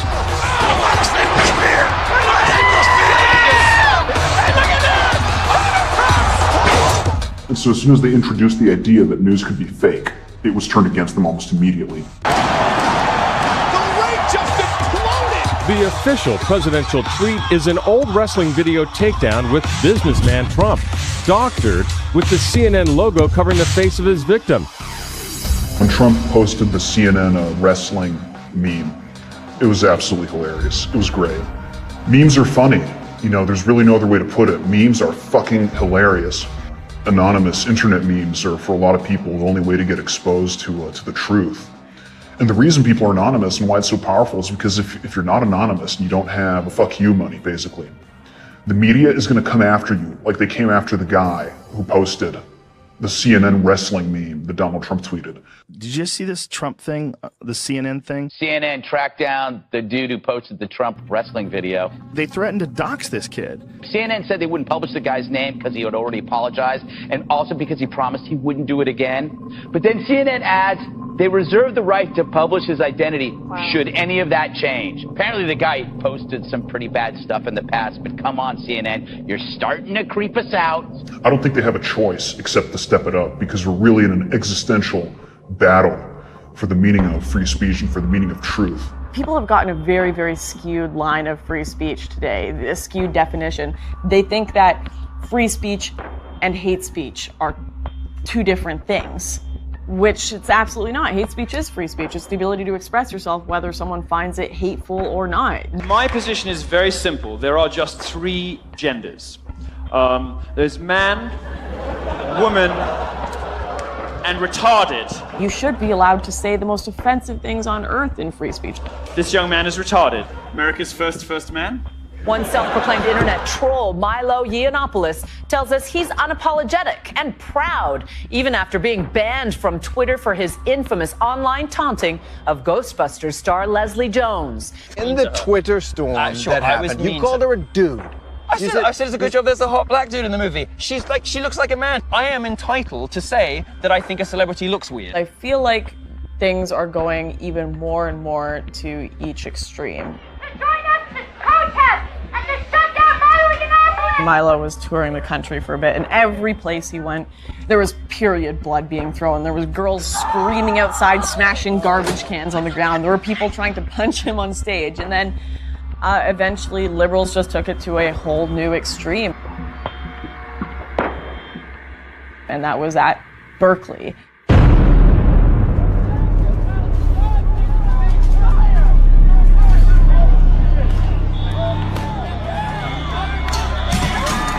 I was due this evening to speak at UC Berkeley.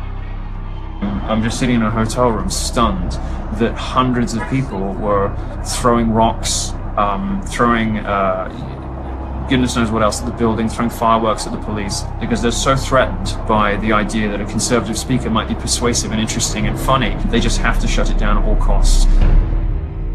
I'm a gay Trump supporter. I wanted to go watch a gay Trump supporter. I think Milo is absolutely hilarious.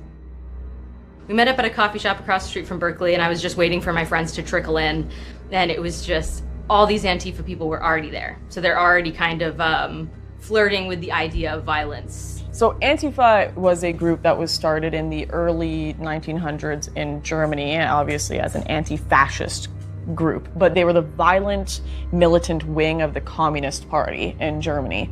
And as they continued on, they still have the same message. They're communists that believe in destroying anything they deem to be fascism through any means possible.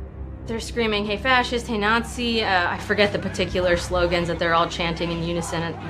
But the irony of it is, because I was so naive, I kind of thought that I could connect with these people and say, like, look, like I don't support those things either, and they would just immediately understand and believe me.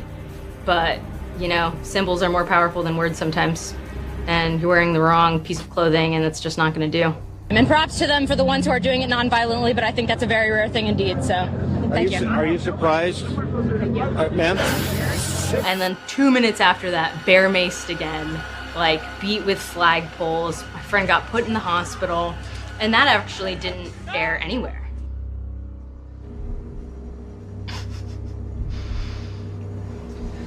That's wild. Never reported in the media.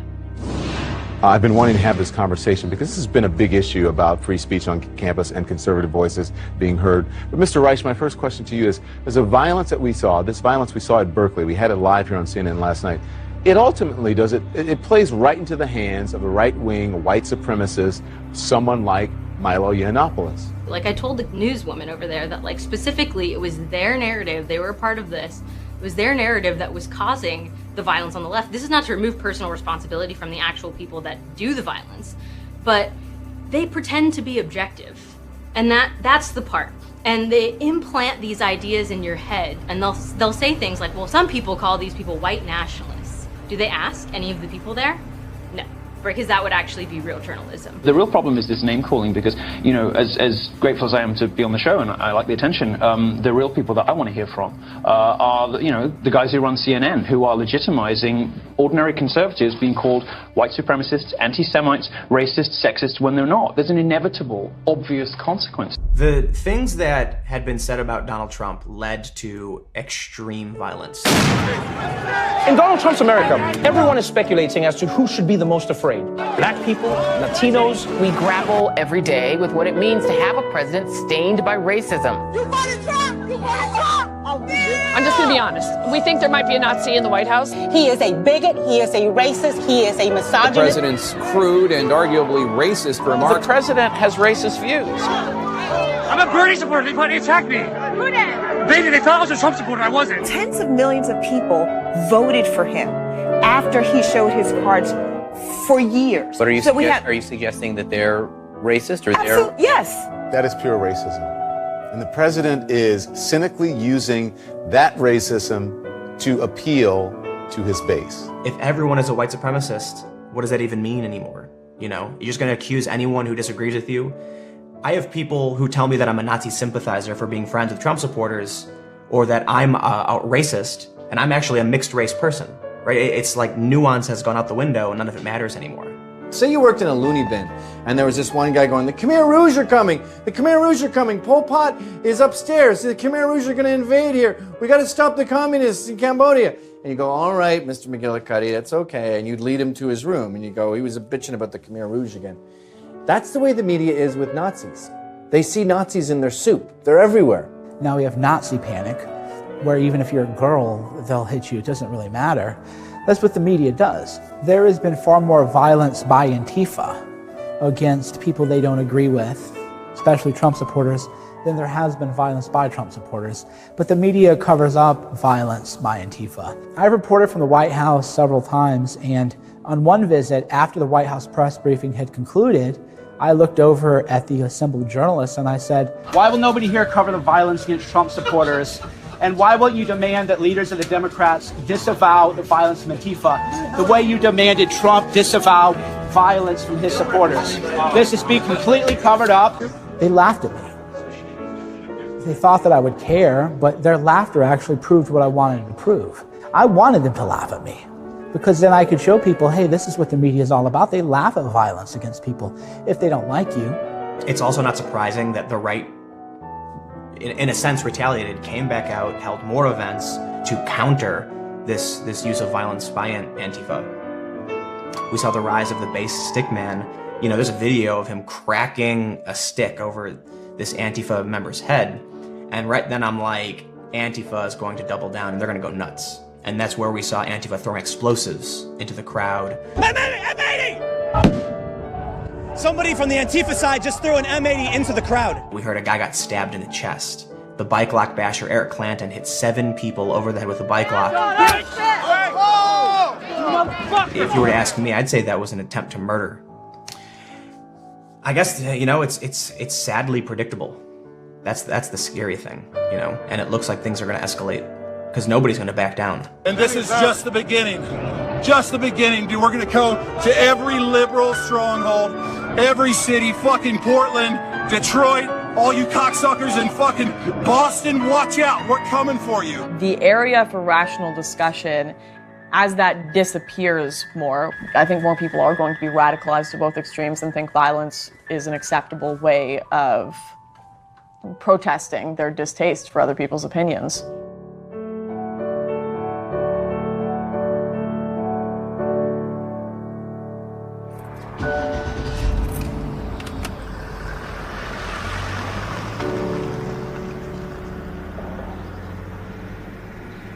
Imagine that your belief systems are essentially maps of the world that you use to orient yourself with.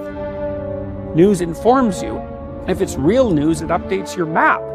It brings you into alignment better. There should be an alignment between you and the world if you're properly informed. He handed almost unlimited power to a fascist wannabe. So arrogant people, resentful people believe that deception works. And it That's just not the case. When you act out a falsehood, then something terrible happens. That's the definition of a falsehood, fundamentally. You know, falsehoods have consequences. That's what makes them false. And you can not believe that, it's fine. You can even get away with it for some period of time. But you're not going to get away with it for very long.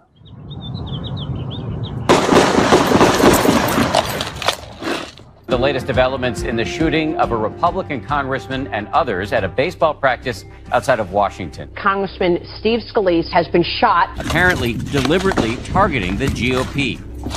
There was a shooting by a Bernie Sanders supporter and pro-Antifa person at a congressional baseball practice called the Scalise shooting now. He cursed President Trump, labeled the president a traitor, and called for his destruction in several Facebook posts. And then the mainstream media, they acted like they really cared. Oh, they really cared. The shooter died from his injuries after the shootout with Capitol Police, news that we first were told by President Trump himself, who had a somber and reflective message for the nation. No, the people know. The people watch them laugh when they were asked about violence. They know that the media wants more shootings. Obviously, everybody is wishing the congressman well and hoping that he recovers. But Steve Scalise has a history that we've all been forced to sort of ignore. On race, he did come to leadership after some controversy over attending a white nationalist event. They want people to get shot because they act as a propaganda arm for Antifa, which is a domestic terrorist group under investigation by the FBI. And they laugh at violence against people they don't agree with politically. The New York Times interviewed the suspect's brother, who says the 66-year-old was upset over the election of President Trump and went to Washington within the last few weeks to protest. Our axiomatic systems orient us in the world and regulate our emotions. Donald J. Trump is now President of the United States. So when something axiomatically impossible happens, people are going to scramble to find reasons that don't require a retooling of their worldview. And it's no wonder, because they're avoiding, in archetypal terms, they're avoiding an involuntary descent to the underworld and even to hell. That's also why people fight so hard to protect not only their belief systems, but their social systems. Often that means accusing someone else. Trump is a Nazi! Trump is a Nazi! Because then they have to change and not you. Trump's a racist! Trump's a racist! A worldview adjustment is a major revolution, and you may not recover from it. It just might do you in, or maybe you're chronically depressed. And so when you dig down and you have to restructure those axioms, not only do you have to encounter the unknown as such, which is no joke, but you may also have to discover your own malevolence. Well, it's no wonder people turn away from that.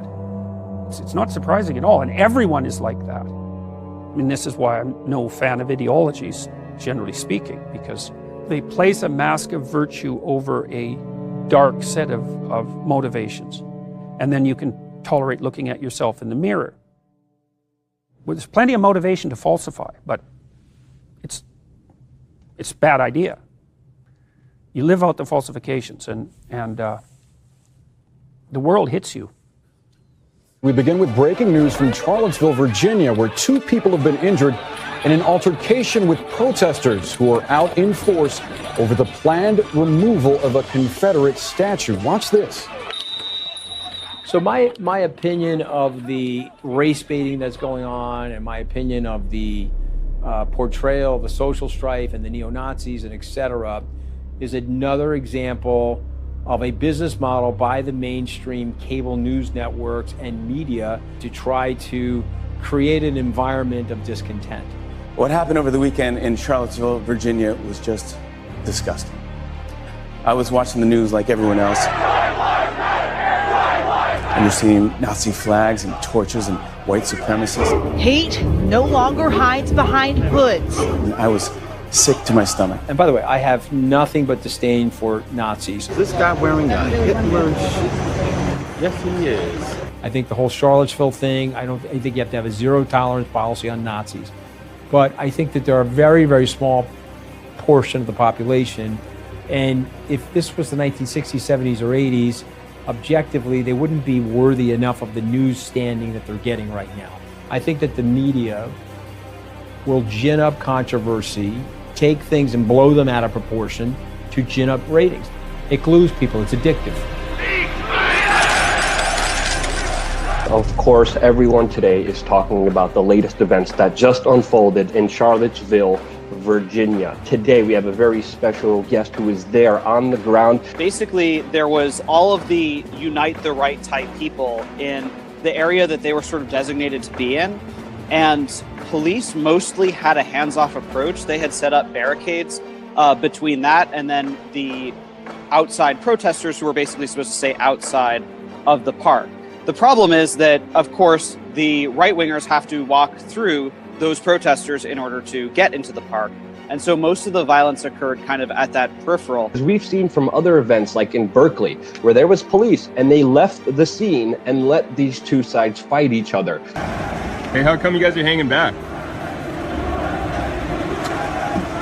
That would be a good question for the chief of police. What did you see on the ground, and how do you think the police conducted themselves today? Mostly the police stayed uninvolved for the first couple of hours. Eventually, the barricades that they had originally set up were taken down by the Antifa. Virginia Governor Terry McAuliffe declares a state of emergency. Then, that terrible moment. When the driver of this gray Dodge mows down a group of marchers who were protesting the rally. 19 people were injured. 32-year-old Heather Heyer was killed. Heather's mother told us her daughter was there protesting white supremacy. The driver was caught by our ABC cameras chanting a message of white power.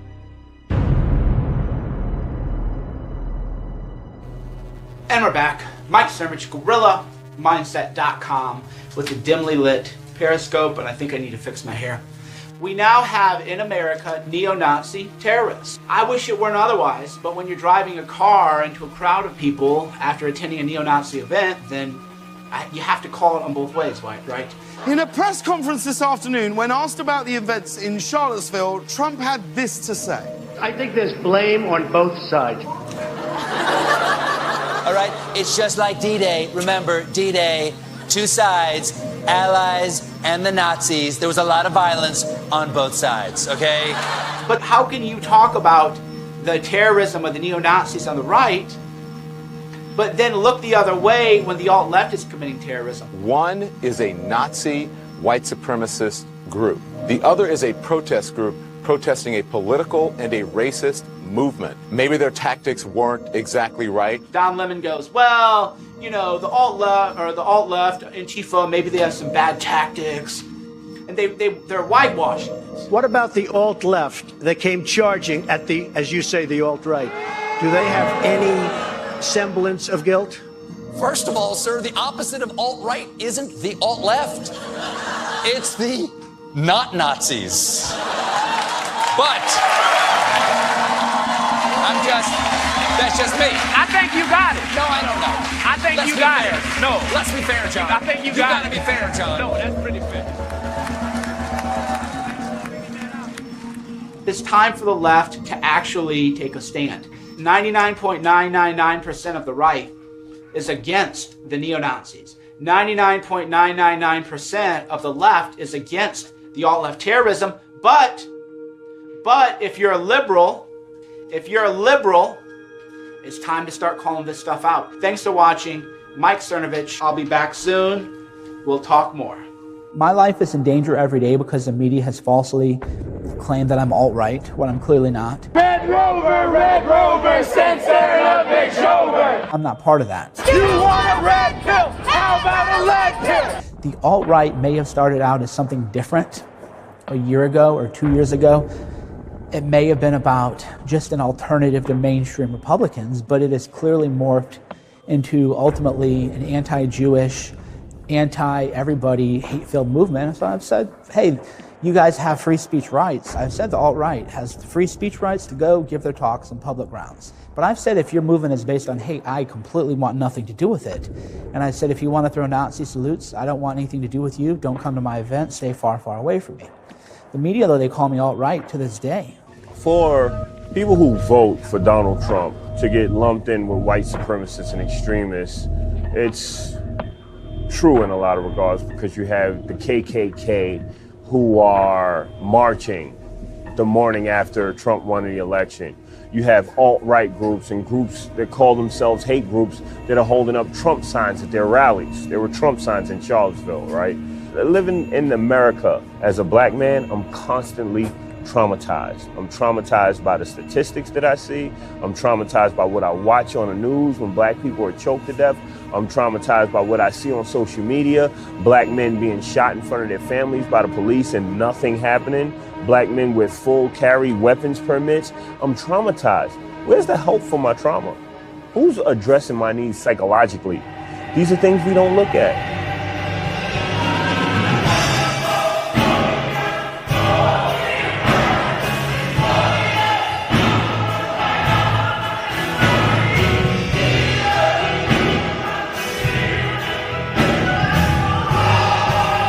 I'm a freedom fighter, I'm a revolutionary, I'm a Christian, I'm a proud American.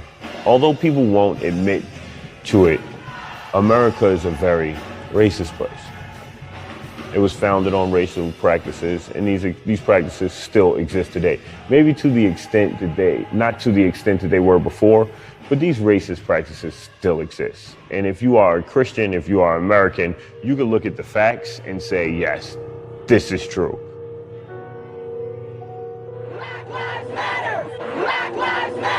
That's the mantra and the message of protests around the country. If only Black Lives Matter, then Black Lives Matter not have to say it. A black person gets killed by the police under questionable circumstances. Black people rally. The cop goes to court, and no matter how questionable, it always seems as though the cop walks away. Does this always happen? No, sometimes the cop gets convicted, but it just seems to be a reoccurring theme. There's an aspect of Black Lives Matter which is well needed, very well needed, and that is police misconduct, militarization of police force. The average person there, what do they know about us, right? They know what the media tells them. They say BLM is anti-cop. Boy, do we have an atrocious case of the media twisting things in order to lead people in the wrong direction. It happens to be a Fox affiliate in Baltimore. At this rally in Washington, D.C., participants chanted, "We won't stop, we can't stop, so kill a cop." We won't stop! We won't stop! We can't stop! We can't stop! So kill a cop! So kill a cop! And that is not at all what they said. So the actual chant was, we can't stop, we won't stop, till killer cops are in cell blocks. We won't stop! We won't stop! We can't stop! We can't stop! So kill a cop! So kill a cop! On cell block! On cell block! I'm not anti-cop. There are members of my group who are, right? Because I know cops who are, as people, decent human beings. Black Lives Matter has been subject to fake news in the sense that the media does want to sensationalize what is happening. So if there's a big, major protest, then the media isn't going to cover that. They want to cover the 20 people lighting cars on fires, flipping things over, committing violence, and other things. Shots fired, getting injured officer. There's a difference between a protest and a riot. Burn that motherfucker down!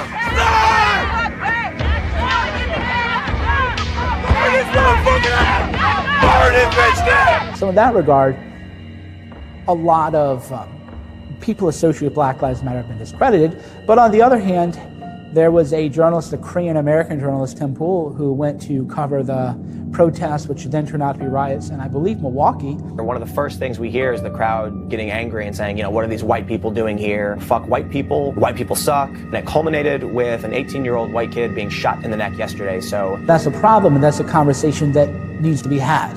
For those that are perceivably white, it is just not safe to be here, and that's why I'm deciding to leave. They interviewed a girl there who was yelling about how they need to stop the violence in Milwaukee. Thy kingdom come, thy will be done. With his sister calling for peace. Don't bring the violence here and the ignorance here. But the other half of that clip was her screaming they need to bring the violence to white neighborhoods. Y'all burning down shit we need in our community. Take that shit shit to the suburbs. Burn that shit down. That is fake news right there, and it's happening every day on your TV screen, but it's hard to point out because there are bits of truth within it. I ask people, I go, can you name a high-profile black person who had been shot by police? And people can name a few people, right? And then I say, can you think of a white person who was shot by police?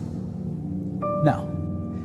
I go, well, did you know that twice as many white people as black people are shot by police every year? And they go, well, yeah, but white people are the majority of the population. It's like, I get the statistics, right?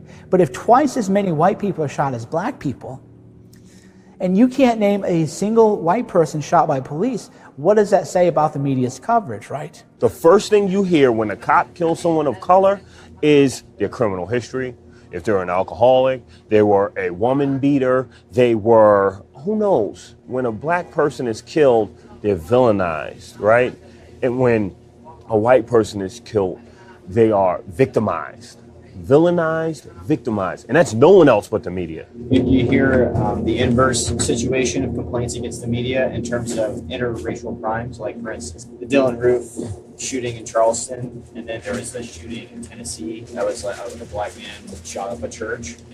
And so people were saying, oh, that the Charleston shooting got this big media coverage, that shooting got nothing because it was the inverse. You know, so how would you respond to that? I've never heard about that. Shit is crazy. This is crazy. I don't understand why I haven't heard of this. Like, that's unbelievable. This is what's funny about the media. All the victims in Nashville were white, but it is not clear whether Sampson specifically targeted them based on their race. That's bullshit. Right? It's bullshit. And this is me talking about a black person who killed white people at church. I don't understand why I never heard that story. And what's more amazing to me is I have over 4,000 friends on Facebook. I've never seen that story published. It's interesting to me. Now, in my view, the media doesn't want to give attention to white people who are shot, because then white people might say, oh, it could happen to me too. Maybe I ought to talk to these Black Lives Matter people. Maybe we can find common cause. The media does not care about black lives. They don't care about white lives. They care about the show. And a Black Lives Matter leader who was reasonable and nuanced and wanted to talk both about rights and responsibilities would resonate with the people. And that would be very frustrating for the media. They don't want people to resonate. The way this rally is different. This is one where it's family oriented. The message is positive. We're here to relax. We're here to have a good time. Washington, D.C., we're standing to the right of the stage at the mother of all rallies. And we had just stepped up and people just started booing us, heckling us. We stood there defiantly with our fist in the air, chanting, Black Lives Matter. So they're chanting back, all lives matter. They're making comments. And, we saw a few people who were in Charlottesville and who we had butted heads with a few weeks prior. And out of nowhere, one of the guys said, so what we are gonna do is something you're not used to, and we're gonna give you 2 minutes of our platform to put your message out. When I got on the stage, my mind state changed. It wasn't fear, it was God, right? And something said, tell them who you are. I am an American. Secondly, I am a Christian.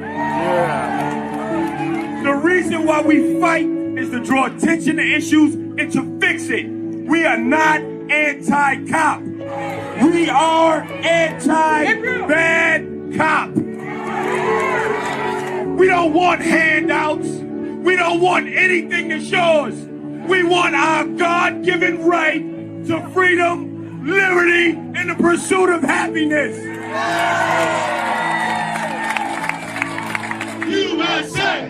USA! USA! USA! I think we really made some substantial steps without either side yielding.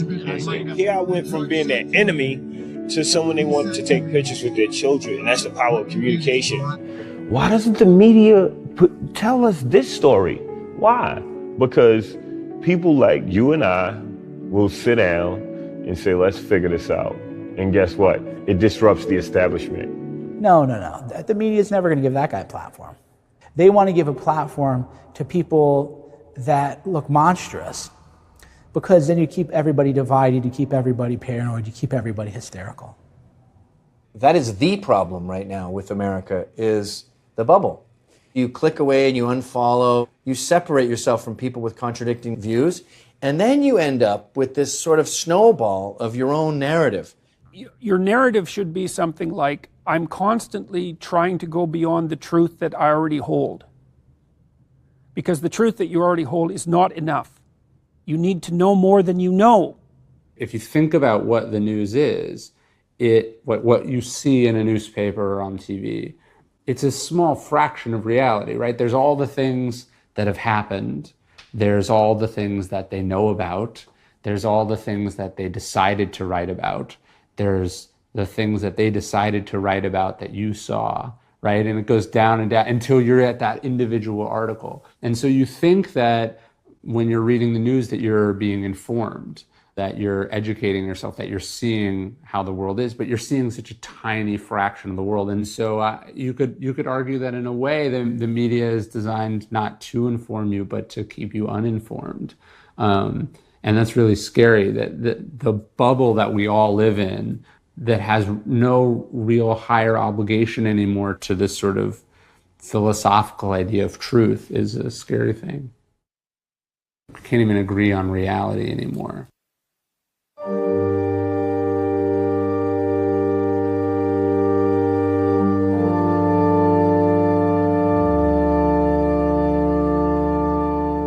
It's always a question to some degree, which of our partial realities is true and which of them is false.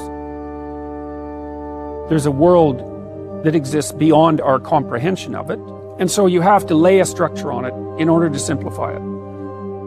The role of a journalist is to lay out an unbiased simplification of the situation and to let the viewers, readers, make up their own minds. But if you introduce an act of deception into the world, it stays and it manifests itself. When you do that, you corrupt the structure of the world, and you corrupt your own soul. And God help you. It's not good. It's seriously not good. And we know this if you read who I would regard as the most profound analysts of the totalitarian societies of the 20th century. They come to the same conclusion, which is that the totalitarian states would not have been possible without the moral corruption of the individuals within that society. And if you think that through, then it should make you quake in your boots. We have to restructure our value systems, and so that means going back into the past. If ye continue in my word, then are ye my disciples indeed. And ye shall know the truth, and the truth shall make you free. Amen. Here is no search for truth. The government writes the textbooks, and the children are taught to accept communism and their fate without question. We're at a point where Judeo-Christian ethics can't die, because if it does, then our civilization is done, because its foundation blocks are of that ethic. In the story of Genesis, right at the beginning, is the idea that the essential creative element of divinity is the logos, the word, the truth. And that consciousness calls a world into being through language. That's the image of God in man, as far as I can tell. And so the words you choose determine the structure of the world that you bring into being. So we better get our acts together. We need truth. We need truth in media. We need to open up our eyes. The fundamental question people are going to have, which I have, is how do you know what's true or what's not true? I wonder sometimes if there is a truth that is accessible to us. Like, I don't know if we can ever know what's truth.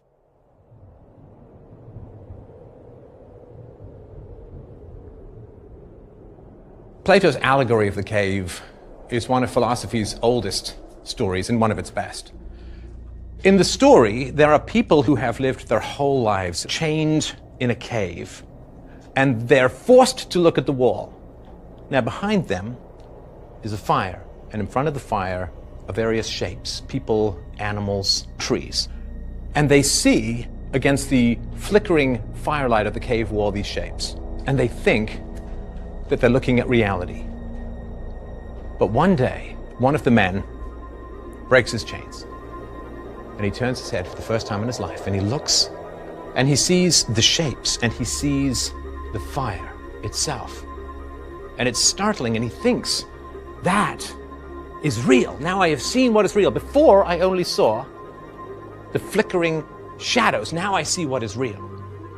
But then, he sees on the far side of the fire a passageway leading up. Curious, he decides to go up the stairs. And he climbs the stairs one by one, and he begins to see the light. Not of the flickering shadows, not of the fire, not of the shapes, but of the world itself.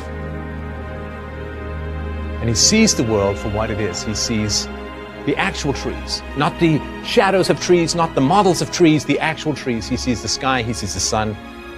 It all becomes blindingly clear to him, and he realizes that he has spent his life imprisoned into a false reality. We are told by the media what the world is. We are told by the media what is right, what is wrong, what to believe, who to love, who to hate. These are just shadows on the wall of the cave. And then a thought comes to his mind as he regards this beauty, and he says, I must share this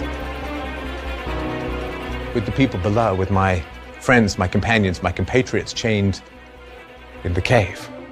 So he takes a last look to drink in the glory of everything that he sees. And then, with excitement, with joy, with anticipation, he turns back down into the cave. And he starts to tell everyone chained to the wall, this is not real, this is not real, these are illusions. And he reaches down and he tries to break their chains. And they do not thank him. They do not praise him. They do not admire his wisdom and his courage. They fight him. They call him mad. They call him deranged, delusional, disruptive, seditious, dangerous. And he faces the choice that we all face when we learn the truth. Do we stay where we are hated, down in the dungeons, among the enslaved, mentally? Do we stay among those fixated on their screens who will not tear their eyes away from a manufactured reality to look at the world itself? Or do we go and climb those stairs again to imbibe all the glory and beauty of the natural world, leaving behind those who fight us for bringing them the truth? I say stand and fight. What is the glory of the world if we must drink it in solitude? What is the beauty of the planet if we must view it alone? We have an obligation, if we have seen the truth, to wrestle the lies from the minds of those stuck in the cave.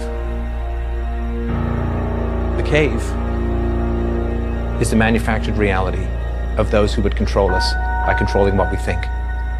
But fundamentally, you can't control what someone thinks, because once they think, they are beyond your control.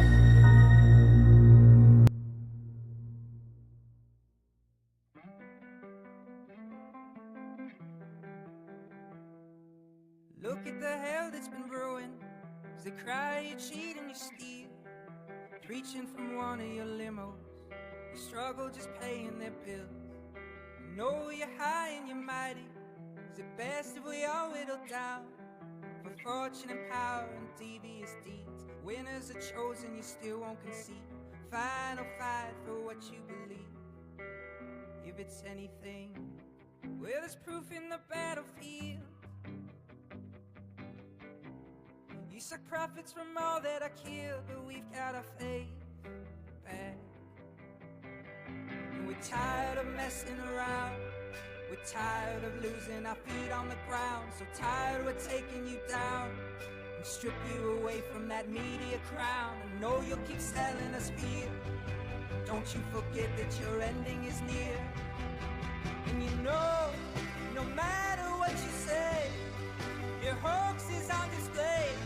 We're a light in your darkest cave, and our fire won't go away. If what's right was on your mind, why's the truth so hard to find? Might be poor, but we're not blind. What you're giving is second sight.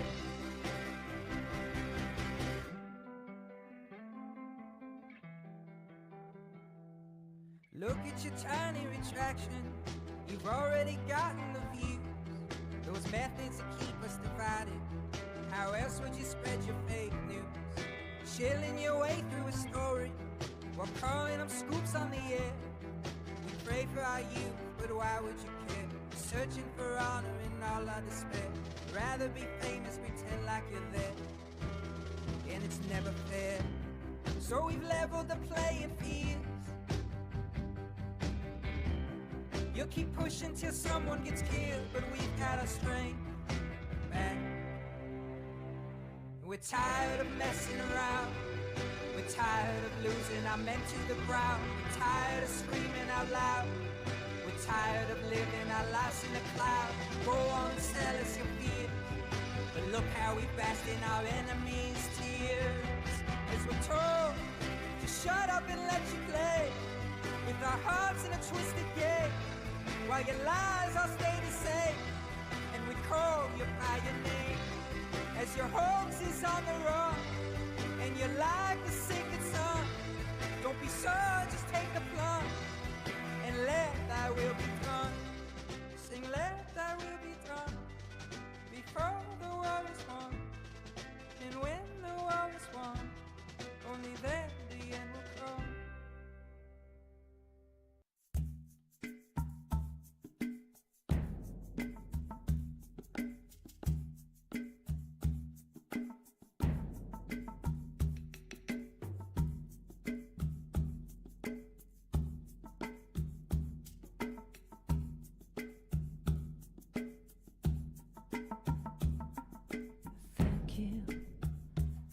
Say thank you,